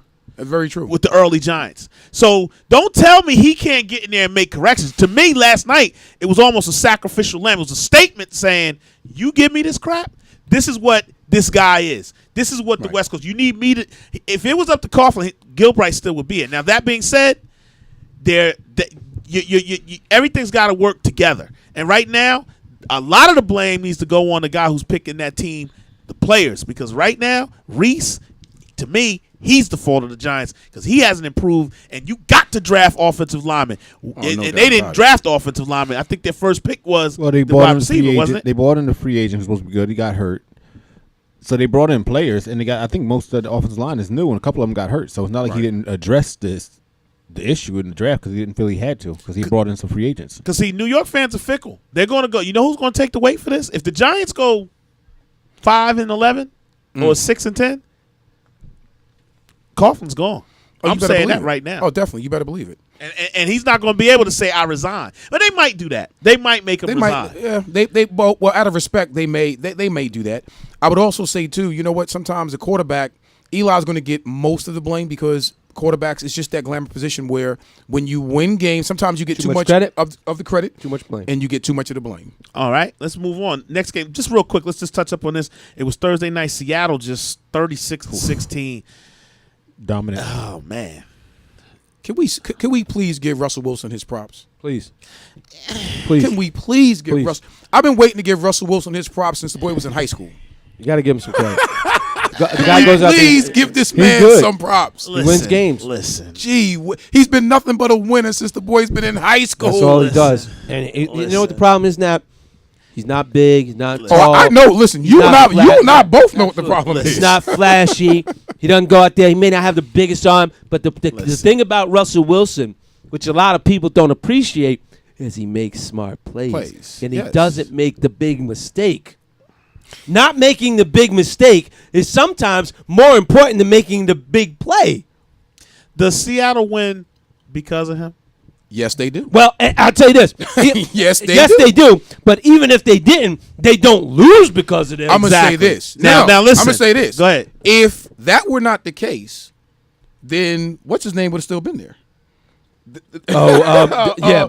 What's his name? Who's that quarterback? Is it Flynn? Flynn. Yeah, Matt Flynn. Matt Flynn. Yeah. Okay. They understood, and the one thing I will give Carroll. Pete Carroll. He made that choice quick. Let me tell you something.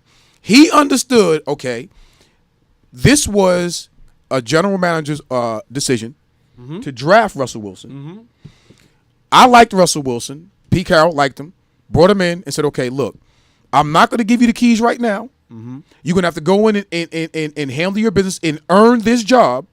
But if you prove to me that you can learn my offense and do it my way, we're going to give you a fair opportunity. And all Russell did was go in there every day and take what he felt was rightfully his. And people thought they paid Matt Flynn all that money, and people thought they were crazy when they named Russell Wilson the starter. Say, hey, we're naming Russell Wilson the starter. I was like, wait, you play Matt Flynn $2 million? I'm going to say this, and it's not that I don't like Russell Wilson.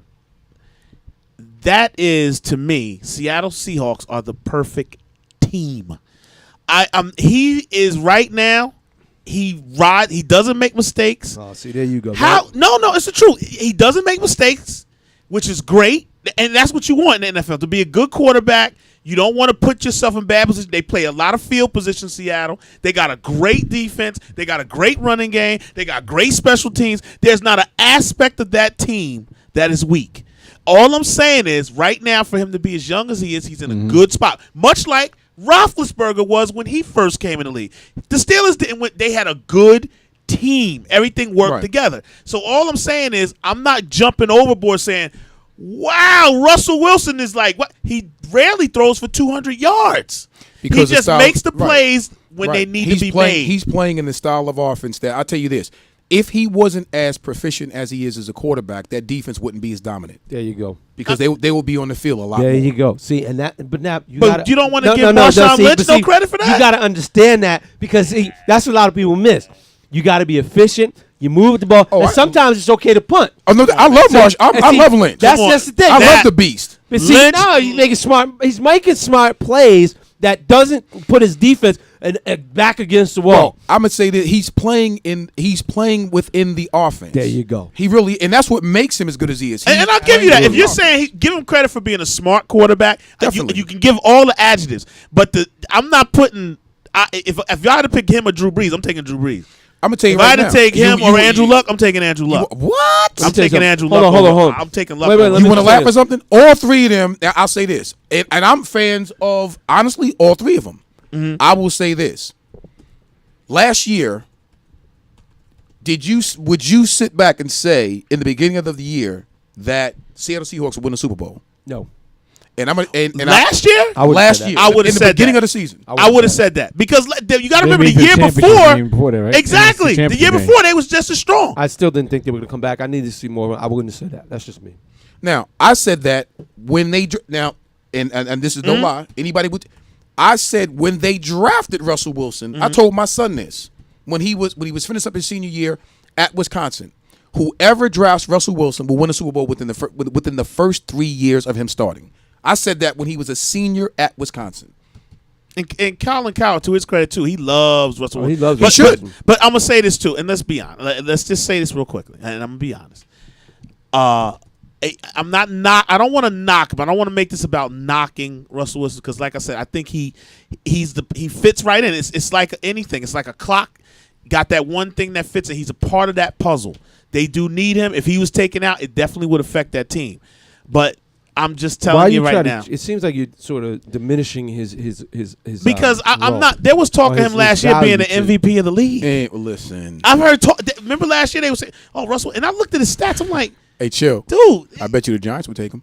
Oh, now the Giants probably would take Carr from the Raiders now. All right, so look, let's keep it moving. It's an interesting debate. Tom will tell. I'm not even sure that they would take him because I don't know that fits into their offense. I don't know. No, and I'm when I said that, I'm like, though. it would be because that would require the Giants to sort of.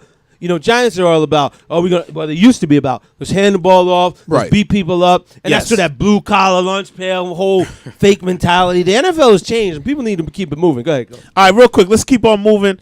Steelers 30, Browns 27.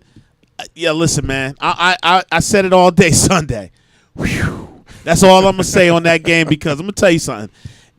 If the Steelers can't stop the run, and I've said this before about Dick LeBeau, and I've been consistent with this. Everybody gives him a lot of credit. He's a great one, but he does not make adjustments. For years when the Patriots, if y'all remember when the Steelers were pretty much one of the best teams in the league, the reasons the Patriots beat them, and Tom Brady said it himself, they went to that spread offense, and they used to kill the Steelers. And then the whole league followed, and that was the demise. That was it. And LeBeau could not make the adjustments. Brady said when he came out for halftime, he was like, he had the same reads. He was like, they ain't changed. Because you can't have you can't have a safety playing on the hash, and you will not move him off the hash. And I'm going to tell you something else. No offense. I love Polamalu. Yes. He's not the same player. I watched this Cleveland game. There was a play where he ran up. Years ago, he used to be able to run up. He would make that tackle. Yeah. You saw older. And he made a whoop. Exactly. But I will say this. The Steelers' offense looked good, but you can't. And this is another thing. I got to get on Mike Tomlin. I'm going to say it real quick. We're going to keep moving. One thing, Ghost, I owe you an apology because we had this argument a couple of years ago when we were talking about how Belichick runs up the scores. Mm-hmm. Bro, you got to keep your foot on the pedal in the NFL. The Steelers was up 27-3, and it seemed like second half they just was like, we got this game. Mm-hmm. It just seemed like they just and to that point, people will say, well, no, they didn't. Yes, they did. Because the offensive play calling, that's my point. Yeah, the coaches control the play. When you start running 1, 2, 3. See, Tomlin has this, I'm an old school coach. I'm not going to rub this in your face or kill you. And that's what happened. And next thing you know, the Browns went to the fast offense. Bing, bing, bing, bing. When they come back, you got a sweater. You can't do that. I'm now a fan of the Bill Belichick rule. If you can beat them 60-3, beat them 60-3. Beat them to 60-3. Bottom line is, if you don't want me to score, stop me. There you go. No said. Good game for Le'Veon Bell. You getting nervous? All jokes aside, I was sitting there like, I can't believe this. We're not going to leave it to Cleveland. That's exactly what I kept saying. I know that's not going to happen. That. Week 1. I was like, come on, man. The offense played very well, though. I was very pleased with the offense. Falcons 37 to the Saints 34. Yeah. Great game. Great game. Great game. Great game. It really did the Falcons surprise you? Would you say that they're back as one of the top teams in the NFC? I'm gonna say this: Falcons disappointed me. I think that they at home. No, I'm sorry. The Saints disappointed me. Let me rephrase that. I thought the Saints would go in there and kind of dominate. The Falcons impressed me, but when you think about it, they got Julio Jones, Roddy White. They got a lot of great offense. But Matt Ryan, sometimes he's something about him, right? Yeah, something about him. Like I don't have the confidence in him that I would like to have. He reminds me of the NFC version of Phillip Rivers. I hate to say that in a lot of ways. Who's another guy who just it's like you just don't, he's good, but in that he's gonna make the big mistake. Something's gonna happen. He's gonna make the mistake. That's what it is. But overall, Drunk Falcon, that was a good one if you're in chat. I don't know if you are or not. The turnover, it was a good game. The score 30. It is what it is. The Saints and the Falcons always give you a good game. That's a good rivalry in the NFL. Vikings 34 and the Rams 6. That I was surprised. I was really surprised with that. I was kind of surprised, but not really surprised because, with the quarterback situation going with the Rams, I thought the Rams' defense would play better, but the offense, I didn't expect much out of them. For some reason, I thought they would get the ball with all the weapons that they have offensively. Mm-hmm. I just felt they were going to get the ball, be a little bit more creative with Tavon Austin. Mm-hmm. That surprised me. But could that be a function of the fact that they didn't really have a quarterback they're comfortable Good point. with? They don't really have and when you're Minnesota, you got a rookie not a rookie quarterback, but Sean Hill back there, and then I heard he got injured, so they brought in the third stringer. So now they're pinning their ears back and ready to get definitely. But that's what I mean. Like, we all know when you got a quarterback that's kind of suspect, no disrespect to what they have, then that's where the screen game comes in. Sure. That's where the reverses and all these little things come in. And I just thought they had enough gadgets and gadgets to really do that to help the quarterback a little bit. When they didn't, it kind of surprised because it actually put their defense in a bad position. So they didn't make necessary adjustments to help their quarterback, like you said. And I'm not a Bradford fan, but I think they're done. Without him, I agree. Their defense is good, but I don't know if they can carry him. Surprising game. It interests me when I first saw it, but then they got their wind under them. The Eagles 34, the Jaguars 17. When I saw the Jags up 17-0, I believe, I was like, wow. I was like, what's going on? But the Eagles give them credit. They rebounded. And Foles threw more interceptions, or he had more turnovers in this game than he had all the last year. So that goes to show you certain things don't happen. But Philly, I got to be fair, they looked shaky at first, but then they got themselves together. And then again, they're playing the Jaguars, let's be honest. And I thought the rookie was going to start at Jacksonville. They were a little suspect. They were down, 18-0, I think it was. Something like that. And I saw it, and I was like, oh, don't let them mess around and lose that game. Yeah. It's going to get real ugly for some people I know. And I tell you right now, the Jaguars need to stop playing. And Portals is their future. Yeah, he needs to be starting. Your future need to be now. Why didn't they? And I was kind of surprised. I thought he was running the team because he had a good preseason. He had a good preseason, but they just didn't go with him. Yep. Their future, if they're smart, their future need to be now. Put that man in and let him do what he does because he had a great preseason. You're exactly right. This is interesting. Jets 19-14. Now I came in here specifically wanting to definitely touch up on this game. Geno Smith. That's your boy. Be easy. You see no. I thought he played better. He looked like an NFL quarterback. Okay. Why are people so hard on Geno? I don't know. Because he plays for the Jets, I think. And the Jets are starving. I'm just being honest. The Jets are really starving for winning. Because everything I hear about him is positive. Like he's a hardworking young man. I heard him today on the radio, and he talked about things he learned from last season to this season. How he was focused on the wrong things, and he's going to refocus himself, and he felt a lot more comfortable. The Jets actually did better last year than people expected. Agreed. Absolutely. So he won more games. I don't understand. They were 8-8. I like Geno Smith. I like him a lot. I'm gonna tell you this though. I'm gonna be honest. If Enzik would have gotten some help in that the defensive backfield, the Jets front seven is the truth. Oh, no doubt. Yes. Jets got I'm gonna tell you right now. Yeah, tough. In the AFC, Jets got top 3 defense. Oh yeah. Oh, no doubt. I'm sorry. The front. Right. No, I agree with that. Definitely. They get after it. So that was interesting to me. And Rex was very upset. I liked his take after the game. He wasn't pleased. But kudos to the Jets. A win is a win. Yeah, they kind of struggled late. It looked like they were going to fall apart. But they held on, That's what the Jets do. They're not going to – like, I was talking to a Jets fan. She said the Jets don't know how to win pretty. They never did. They win ugly. Right. And they ran the ball well, though. They ran the ball real well. Ivory had a great game. It was balanced. Ivory and Johnson had good games. Jets, that was a good win for the Jets. Bengals 23, Ravens 16. Listen, man. The Red Rifle. You can say what you want. And all shout out to A.J. Green. Stop it. That A.J. Green is the truth. I'm not going to lie. A.J. Green, you know what? Did you have him in fantasy? The Red Rifle needs to give A.J. Green 10% of his check because he bails him out. All he does is chuck it up there. You're right. The two quarterbacks that they looking for one. All you got to do is cover one dude. If Matt Stafford, you know who he's looking for in the times of trouble. He going to Megatron, and the other one got to be the Red Rifle. He going to throw it to A.J. And A.J. going to come up with that ball. A.J. is very good. I'll give him credit on that. Very good player. Bill, this was the shock of the day. Well, I'm not going to say shock of the day. One of the shocks of the day. Bills 23 and the Bears 20. Now, when is Jay Cutler going to just understand his ability, but yet be smart with it, because he, to me, thinks he can throw the ball through a brick wall because he got the arm for it. Yeah. And his mindset is that he can make every throw, regardless of what it is. He can make that throw.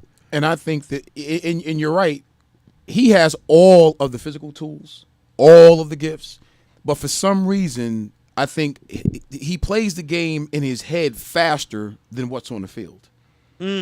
Because some of the reads that he's making, and the ball is out, and it's almost like, oops, the safety. He got a great receiving core. No, definitely. And I think, I tell you right now, if their running game can support their offense and they can become balanced, listen, they might have a good year this year. And I'm saying some that people expect the Bears to get to the NFC Championship game. And I know this. And I'm hoping, and again, I like him, me personally, because he is talented. I do like him. You know, I can't say that I don't. I quietly root for him. Sometimes when you're that talented and you can make all the throws, got that big of an arm, it works against you. Right, definitely. Because you know you shouldn't make the throw, but your cockiness makes you think you can make that throw. A la Brett Favre. Yeah. And let's get him. Exactly. And like Go said earlier, sometimes you got to get the other team credit. The Bills came to play. Definitely, yeah. And definitely. that quarterback, he had a pretty good game. Manuel, he had a pretty good game. Now, all right, let's be honest here, fellas. Redskins, the Texans 17, Redskins 6. Is JJ the best defensive player in the past 5 years? No. Past 5 years? In the past 5 years. He's the best defensive lineman this year. So far. He wrecks games, man. I'm going to say J.J. Watt, to me, is one of the better D linemen in the last, let's say, 3 years. Okay. Because of his consistency. He's a beast. And it's hard when you have to change your whole blocking scheme for one player. Yeah. You know he's a dominant player. Now Yeah. I'm not going to get crazy and jump off the ledge and say that he's the best in the last Defensive 5 years. Defensive player of the year last year. But I'm gonna tell you something. He's proven a lot to a lot of different people because there's certain things that they said he couldn't do, and every year he does comes everything. back and just sacks, swats balls, tackles, inside, out, never takes a play off, intercepts. Never Didn't he have takes an a play off. interception a couple years ago? Yes, I mean he does everything. He does it all. And I didn't realize how big he was. Now you wasn't here a week ago. We was talking about I was watching the Atlanta Falcons, the series on HBO, Hard Knocks. And they had Bruce Matthews' son on the Falcons as a rookie. And they said, you know what, you got a good test coming. You coming against J.J. Watt. And, he's like, all right, no problem. Now, he's a big boy. Right. They showed, the NFL, you know how they do these films. Right. So they showed what's that shot when you're walking onto the field, that corridor. Okay. And all they show is a big shadow. And then they was talking. And, of course, here's J.J. Watt. And J.J. Watt was standing by somebody, and I did not realize he is a big man. Mammoth. Yeah. Not you got big. Right. Yeah. Then you got mammoth. And to be as fast as he is, to me, is incredible. But they dominated. And the other big thing in this, Clowney's hurt already, bro. Yeah. He had surgery yesterday, I want to say. Is he out for the MCL? year? Or is No. that just MCL. No. About 6 weeks? About 6 weeks. He'll be back. Okay. I didn't see any of this game. If anybody can see it, it didn't even catch my eye. But the Titans 26, the Chiefs 10. Are the Chiefs going to be as good as they were last year? No. It doesn't look like it. They have a lot of to me, just too many holes to fill, and the expectations is to me personally just a little bit too high for me. I don't think they are as good as people think they are. I really don't. Again, too many holes to fill, in my humble opinion. I don't think they're that good. This to me was the surprise of the day. Was the Dolphins 33 and the Patriots 20. I never get sad when the Patriots lose because they're one of my worst teams. I can't stand them. And anytime I can see Tom Brady understand what it's like to lose. But I'm going to tell you something. Maybe. And I know it's only one game because we tend to overrate game one. And if your team lose, you tend to say the world's over, we ain't going nowhere. If your team win, you think you win the Super Bowl. Right. But I got to be honest. Miami's defense put a lot of pressure on Brady. So what I'm wondering is, have we overrated the New England offense? No. They made improvements on their defensive side. No. Brady was under pressure a lot. We know because it's a division game. Miami plays them tough. Mm-hmm. So I'm not making a rush judgment off of one game. They'll turn it around. And the Heat too probably has something to do with it because I heard it was. They play in Miami too. It was in Miami. Let me say something. I'm gonna say this. I do believe that Belichick has gotten ahead of himself. You know, you let one of the cornerstones of the offensive line, Mankins, go because they wanted him to rework his contract, and he said no. So Bill Belichick, okay, you don't want to rework it? You don't want to take less money? Then you know what? We'll trade you. We don't need you. Okay. Guy said you don't need me? Well, Tom Brady felt some pressure. And what happens is you can't keep getting rid of good players because you think that you're the star and you can just plug in anybody. Eventually, that's going to catch up. I believe it's going to catch up to you. And when you have teams like Miami that showed some heart last year, got a little bit better, and now they come out in the opening game, say, we can run with these guys. They're not as good as they used to be. And despite the fact that Belichick has been to a Super Bowl, he hasn't won a Super Bowl in a while, and Brady hasn't won one. So you start looking at things, you say, wait a minute. They have successes. They win 10, 11, 12 games a year. Okay. But have they won the big game? Well, you know, they got to the AFC Championship. Okay, that's cool. But they haven't gotten over that big hump in a long time. That's all I'm saying.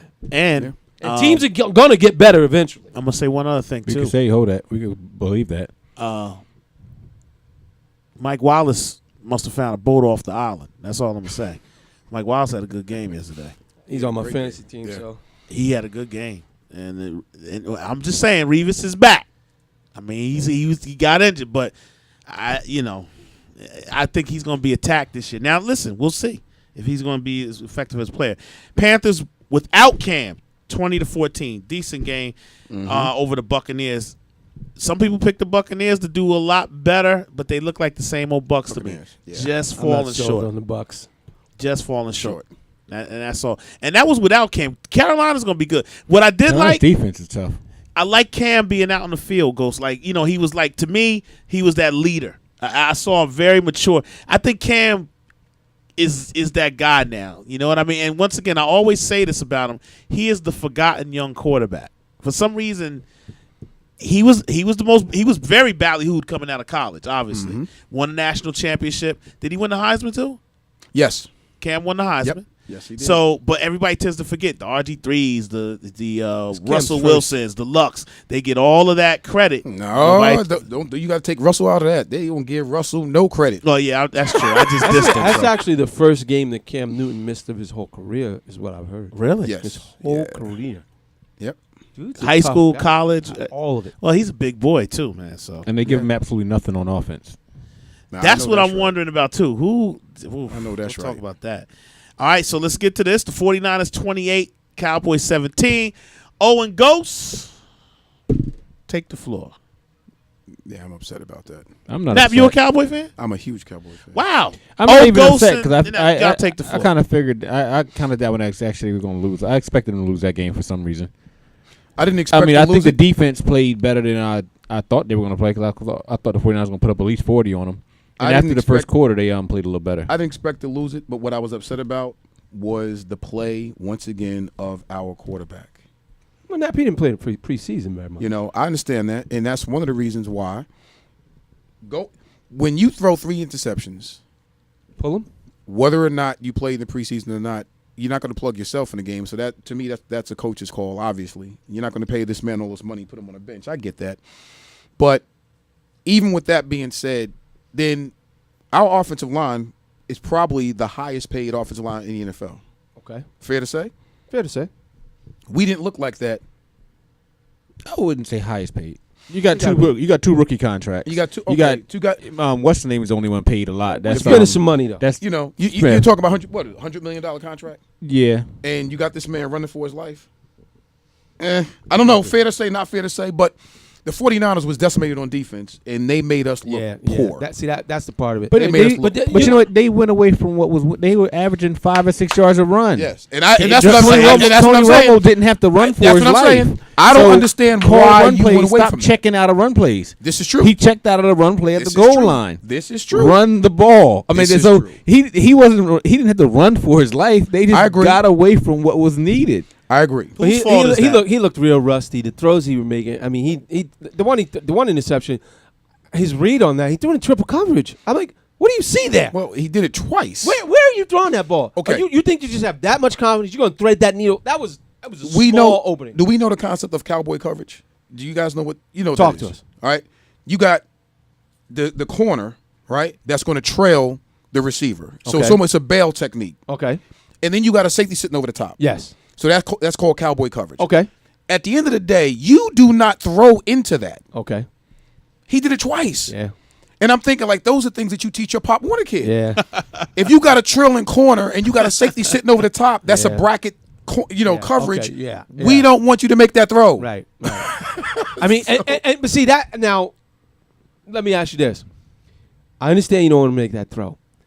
Are there quarterbacks that will make it because they have that level of confidence and they've had some success, so they believe that they can have success? I'm gonna tell you, not that it's clearly not the smart play, but some players will. I'm gonna tell you who I've seen do that time and time again in his career. Sometimes it got into trouble, sometimes it didn't. Mm-hmm. Brett Favre. Yes, see, that's what I'm talking about. Brett Favre. Because some guys I think will make that throw and have had success, so they'll do it, and then they'll say, I got burned on that one, but I know I can make it." Because he drives the ball first off, to make that throw, I call it the high shoulder. Okay. When the receiver is coming out of his break, you got the safety sitting on top of him. Right. You got the corner trailing. Right. Negate the corner because he's trailing already. Right. That means he's beat. If you throw that ball to the top corner, the shoulder, you throw it where only the receiver can get it. The safety got to come across his back to get the ball. Exactly. Very few quarterbacks can make that throw. Very few. See, that's the problem. But how many quarterbacks think they can make that throw? Well, unfortunately, we got one who thinks he can make that throw. See, well, let me ask you guys this, and I'm with Ghost on this. I watched this game. It was the second game. It was the primetime game. And I said, well, let me watch because everybody's making it seem like Dallas is just, it's going to be so awful. So I said, I'm going to sit there and watch. I didn't expect them to win. But and Dallas has done this last year. I think we had the same argument. When you running the ball, what was he at, 5 yards? Yeah, 5 yards carry. Yeah. 5 yards to carry, 2 plays is first down. I mean, he broke the 49ers then gave up 100 yards rushing, I think, in almost 2 years. And I always said this back. We used to say this all the time. I like Murray. The question is, can he stay on the field? Right. But why? True. But why in this league? And this goes for all teams that we gotta throw. The one at the goal line, it was a run play, but they give him a run pass option, and Tony Romo can check out of the run if you don't like. My thing is, you don't check out of the run. If first down, if I put a run play on a goal line, you run that play. If it's 8 in the box, trust that your line is going to block, and DeMarco Murray can make one man miss. That's it. They got something you call check with me, or they got that kill. Mm-hmm. You call 2 plays, and if you say kill the first time, you go automatically to the second play. And with him, what I don't like about that, they give, and you're right, Ghost, they give him that option, and it's seemingly every time they give him that option, he's going to take pass. He takes it every time.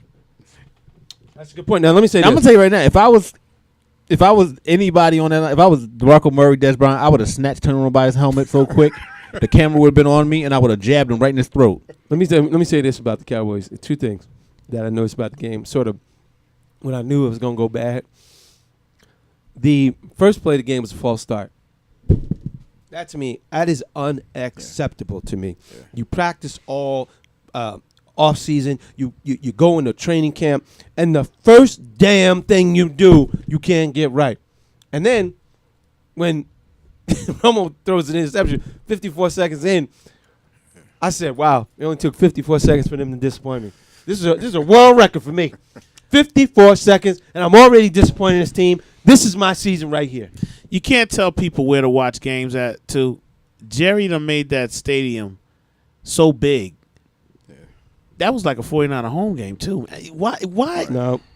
Did you hear that bothers me. That bothers me, and I'm not a Cowboy fan. Anytime I see a visiting stadium And there's certain teams that travel well. Steelers, the Packers, don't bother you that the much. Steelers. Steelers But my point, Saints travel well. But I mean, if you Cowboys don't travel. I mean, Cowboys travel pretty Cowboys tough do too. Yes, but we'll show up at some stadiums. But there's a certain. I'm just saying. Now Jerry don't care because money is money. Whether it's he don't care. They sell.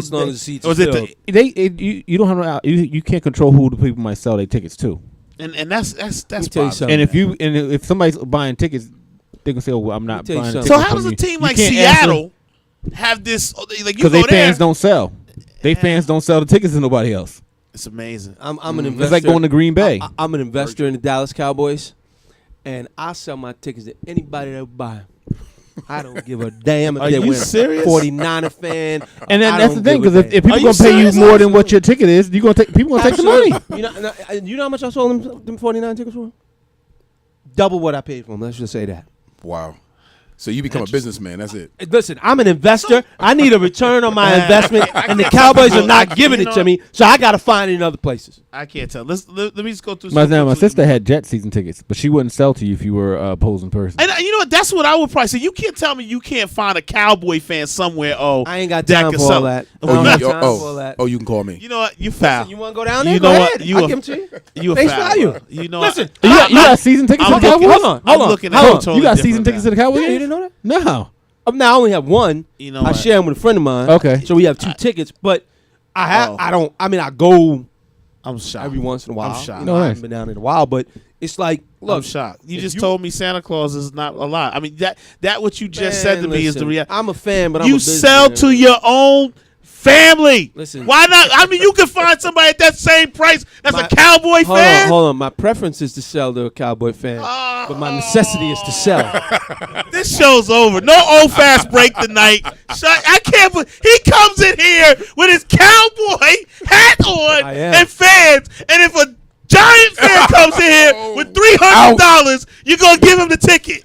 Ouch. Oh my God. Pleasure doing business with you. That's it.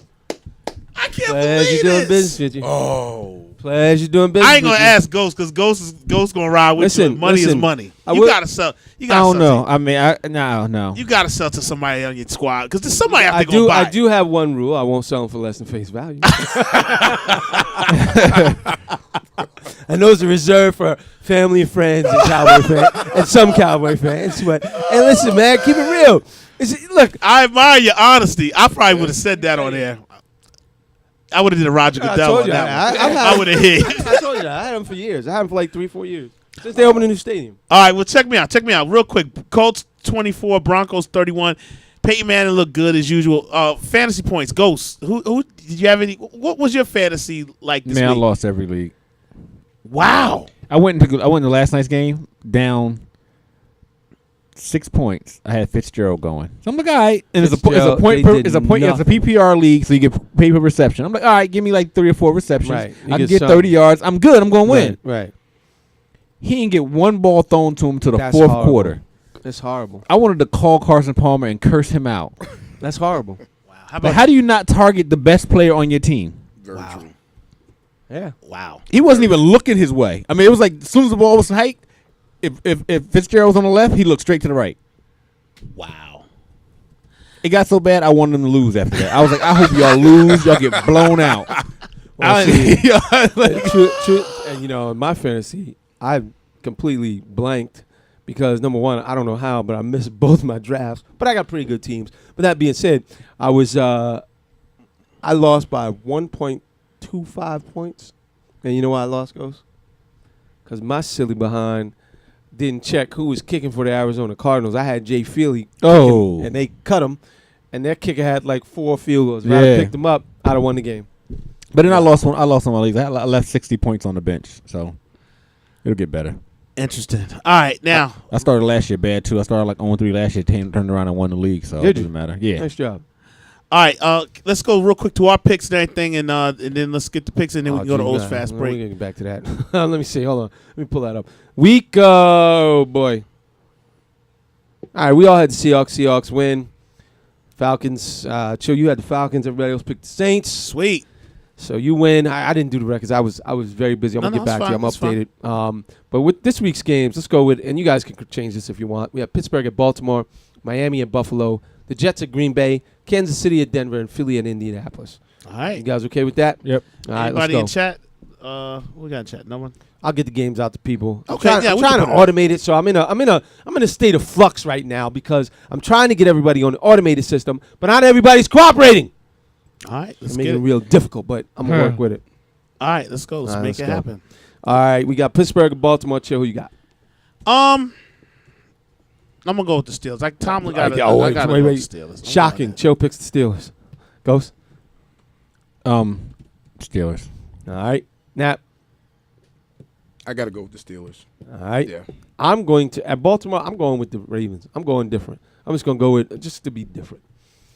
All right, we got. Is that Baltimore? Yes. Oh yeah, go. I'm going Ravens. Take me out of Steelers, man. They disappointed me yesterday. All right. Hold on. Let's get this going. Let me just copy this. There we go. And I'll be fair with you. It's Baltimore and Pittsburgh. They usually split. They usually do. Do they split at home or do they usually split home and home? Okay. But there's always close. I think like the last 6 games been applied by 7 points or less or something crazy. That's incredible. Trust me, it's very stressful. So your team, everybody hates a blowout unless it's your team is winning the blowout. Exactly. I want every daggone game of the Cowboys to be a blowout. All right, hold on. All right, there we go. All right, by Miami at Buffalo. Sharif B said Baltimore. Sharif B? Yeah. All right. Good win, Mr. Jet. Good win. Is he going by Sharif B or are we going by Mr. Jet?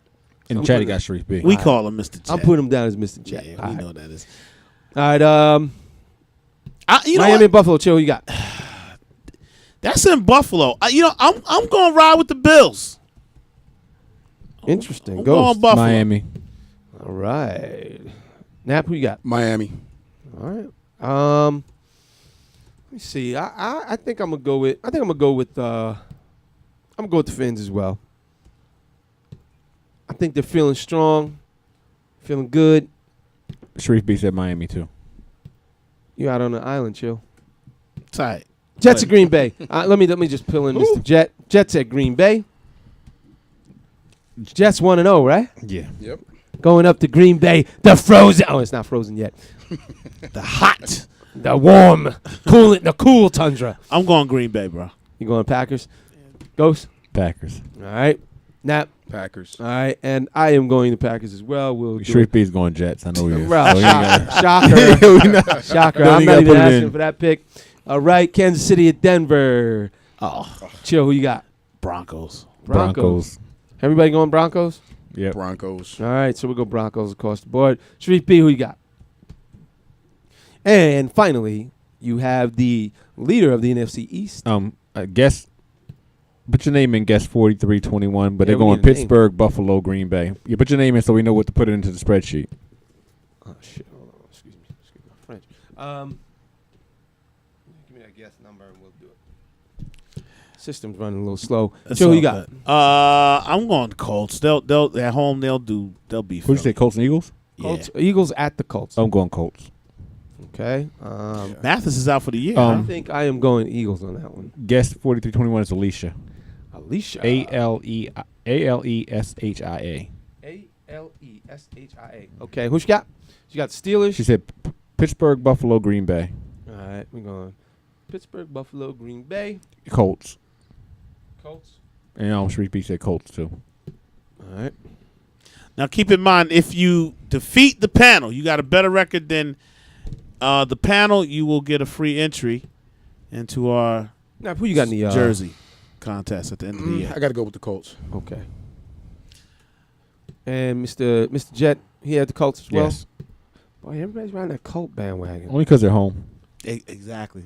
But now the thing I like about Chip Kelly, they say that team is one of the healthiest teams, and they're going. I think there's something to be said for that. He's doing some innovative things down there that people are going to start having to pay attention to with his nutrition, the approach, how they practice guys. Oh, it's Nap's sister. Okay, welcome to the show. All right, that's Nap's sister. So you don't think the rest of these NFL teams are in shape? I'm not saying that, but what I am saying is that I think he's doing it differently. No, I am saying that. I am saying not every play on every team is in shape. And their coaches don't take the the position that Chip Kelly has taken. Because you got Nick Fairley up there in Detroit, who they say is becoming a fat slob. Right. So, whereas Chip Kelly has said, look, we're taking all the fast food out of here. It's gone. No more French fries, no more hamburgers. Here's what we're doing. We're doing it different. And you either get on board or you get to stepping. See Deshaun Jackson. They're going to make some noise. I will say that. They're going to make some noise. That NFC East is going to be real interesting. Who's Alicia got on the Kansas City-Denver game? I'm sorry. She picked the Broncos as well. No, she didn't put anything yet. Okay. Alicia, who you got for the Denver KC game? Listen, this has been such a tremendous show. Knowing my sis, she's going to say Denver. She's going to say Denver? All right. Knowing my sis. Love you, sis. All right. So we got all the picks in. And y'all got to come in next week. And then we'll get the picks for the other I'll get last week. I'll get it up to date. I'll get people's picks. I just got to get it. I'm trying to automate it. But said Denver. Okay, cool. All right. So we all set. So we're set there. And spread the word, everybody. Let everybody know that it's just an opportunity, man. If you take your chances, come on to our page. I think we're going to start putting it either up on Facebook. We got to get it up because I know Ghost ain't on Facebook no more, so we got to figure. No, we'll put it up on our page. Can we do that? What page? Ghost out of Facebook. On the end of the game. Facebook page? Oh, wait, that's right. Yeah, I'm not on, you can put it up on there. on a page. We can put it on. We can put it on this. We'll put it up on our website page. And that way, I think the games will be on there. And then if for all our listeners out there, what you do is you spread the word. Tell them to go to BKS1radio.com and click on the In the Game tab. And then you scroll up. And then at the bottom of that page, it will be the game for that week. Is that fair?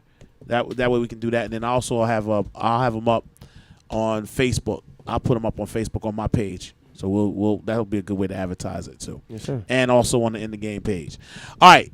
That being said, this is the last segment. We'll get it in. Not to rush you, but we'll get it in. The fast break is gonna move fast. Don't worry. So we'll get it rolling. Cool music. Hopefully you like this. I haven't heard this in a while actually, so I just picked it up. So let's go.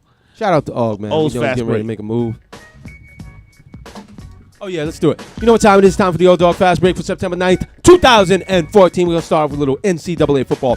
Penn State will be bowl eligible, and all scholarships are returned. Goes fair, foul? Foul. Chill? Foul. Nap? Foul. I have mixed emotions about this because I think that the players that are there now, the coaching staff, I think the people that are responsible for the Sandusky issue should pay for it. So I don't think that the players should continue to pay for it, but because they didn't have anything to do with it. So I'm gonna go foul. Fair. But that's always the case. They always retroactively punish a team for when players leave. They did it to USC when Reggie Bush left. Those players weren't. And I think that Reggie Bush, Reggie Bush punishment is overreactive. I think it was far too severe. And if you look at the NCAA is about as, maybe Roger Goodell is telling the NCAA what to do because it seems like neither one of them can figure it out. They're both making up as they're going along. Mm-hmm. And the NCAA probably won't exist in a few years. That's just my opinion. I agree.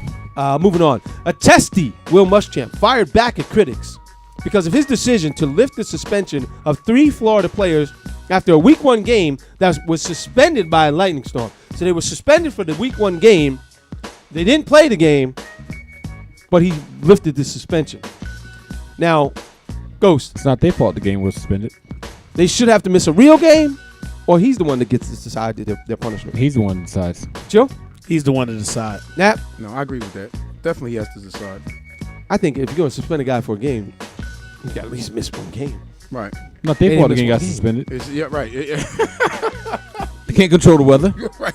I still think they should. That's just me. Moving on to NCAA basketball. John Calipari has scheduled and is having a Wildcat-only NBA Combine. Chill. Do you think that's about the coach, about recruiting, or about the players? The coach. He's strictly about himself. Ghost? All 3. Nap? I would say all 3. I'm going to go all 3. I didn't put all 3 in there because I knew Ghost would take the easy answer, and I knew he was going to pick it anyway.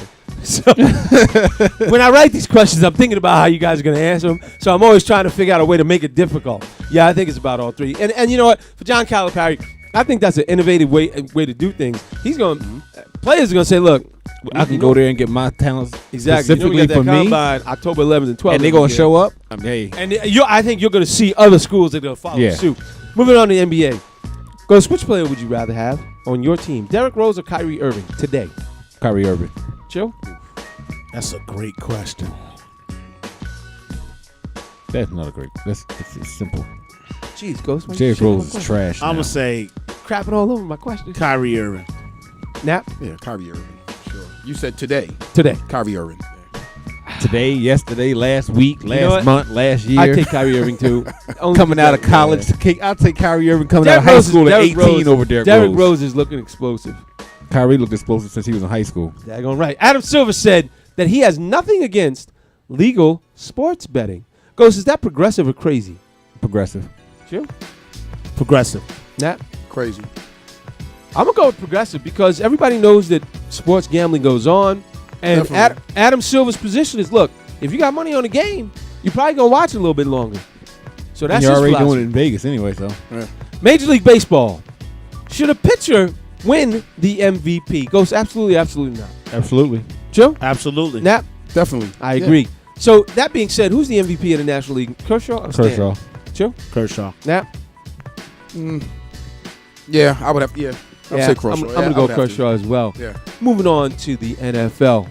Michael Vick will do a weekly radio show in New York City. Ghost, is that going to make for good New York radio or bad locker room chemistry?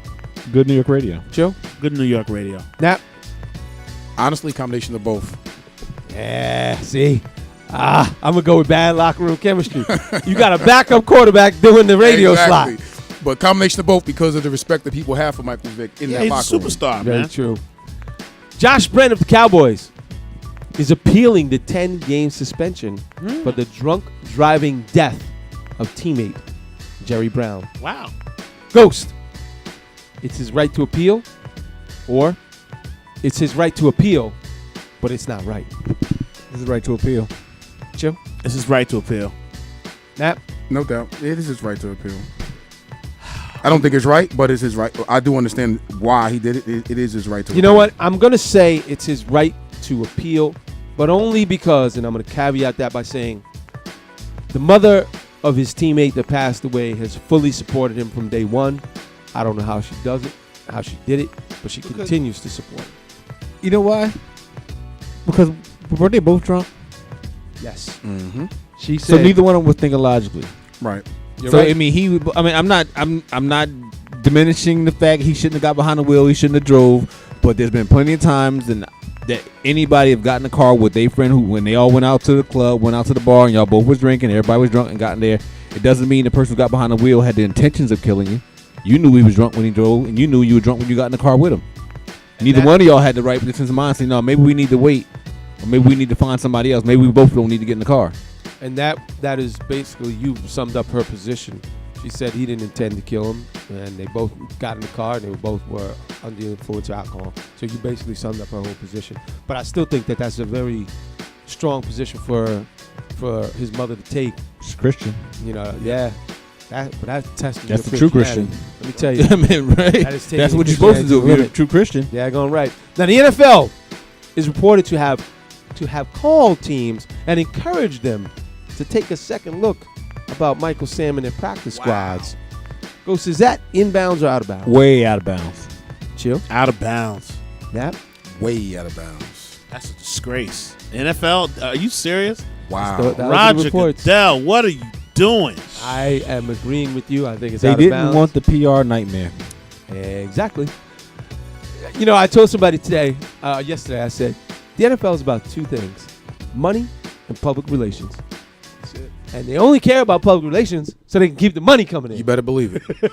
That's it. When it affects the bottom line, they care about it. That's it.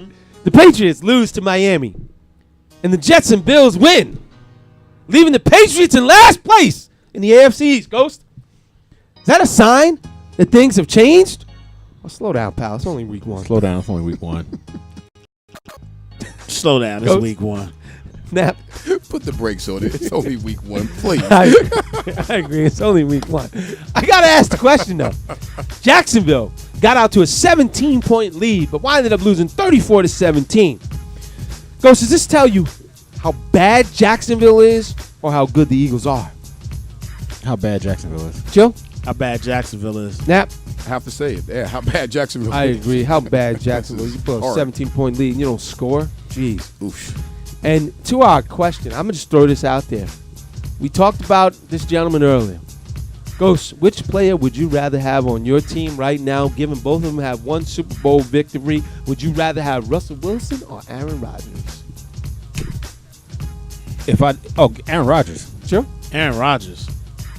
Yeah, see, I thought about Nap. Nap, who you taking? Aaron Rodgers. Yeah, I think Aaron Rodgers. I agree. And then the question having absolutely nothing to do with sports. Whose voice would you rather have, Ghost? Morgan Freeman's or James Earl Jones? Now we cooking. Neither one. I don't like neither one. Give it a choice between the two. Who would you rather have? Probably Morgan Freeman. Sure. That way I can speak like him in Now Shawshank I Redemption. got to go. I am my friend Andy. Yeah, I'm exactly. gonna do that right there. Now I have to say James Earl Jones because I would love to talk like Darth Vader on the phone with some people. Nap. I would say Freeman. And I'm gonna round it out. We're gonna call this a tie. I'm taking James Earl Jones simply for the same reason. Yeah, man. Luke, I am your father. And that's the Old Dog Fast Break. Well, September 9, 2014. I love that voice, James Earl Jones. Man, once again, we want to thank everybody for joining us. It was a tremendous. Especially thanks for I all couldn't, the you know, calls. Joe, it's so important that on an issue as important as domestic violence that we get the female perspective and the female opinion. And I appreciate everybody, not only the women, but everybody taking their time out. You know, it's a passionate issue. You can tell I'm passionate about it. And, you know, having gone through the experience that I have and the challenges that I've been challenged, I know how you can get pushed to that point. I know how you get pushed to that point. But gentlemen, please, restrain yourself. Walk away because it's not worth it. It's just not worth it. Well said. All right, so once again, we want to thank everybody for joining us. And every Tuesday night, we're here, 9 to 11. Tonight, we went a little bit over because, as I said, we was talking about this Ray Rice thing. Thank you for hanging in there. You can tell a friend, go on the Facebook, like our page, go on to our website, actually, and you can get the games of the week. You can also find that on Facebook. You can follow us. We're all over, man. We're doing any and everything.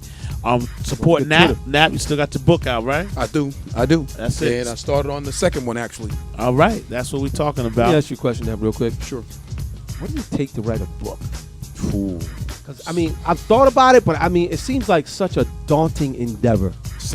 Honestly, patience and some serious focus. Yeah. 9 months. Wow. 9 months.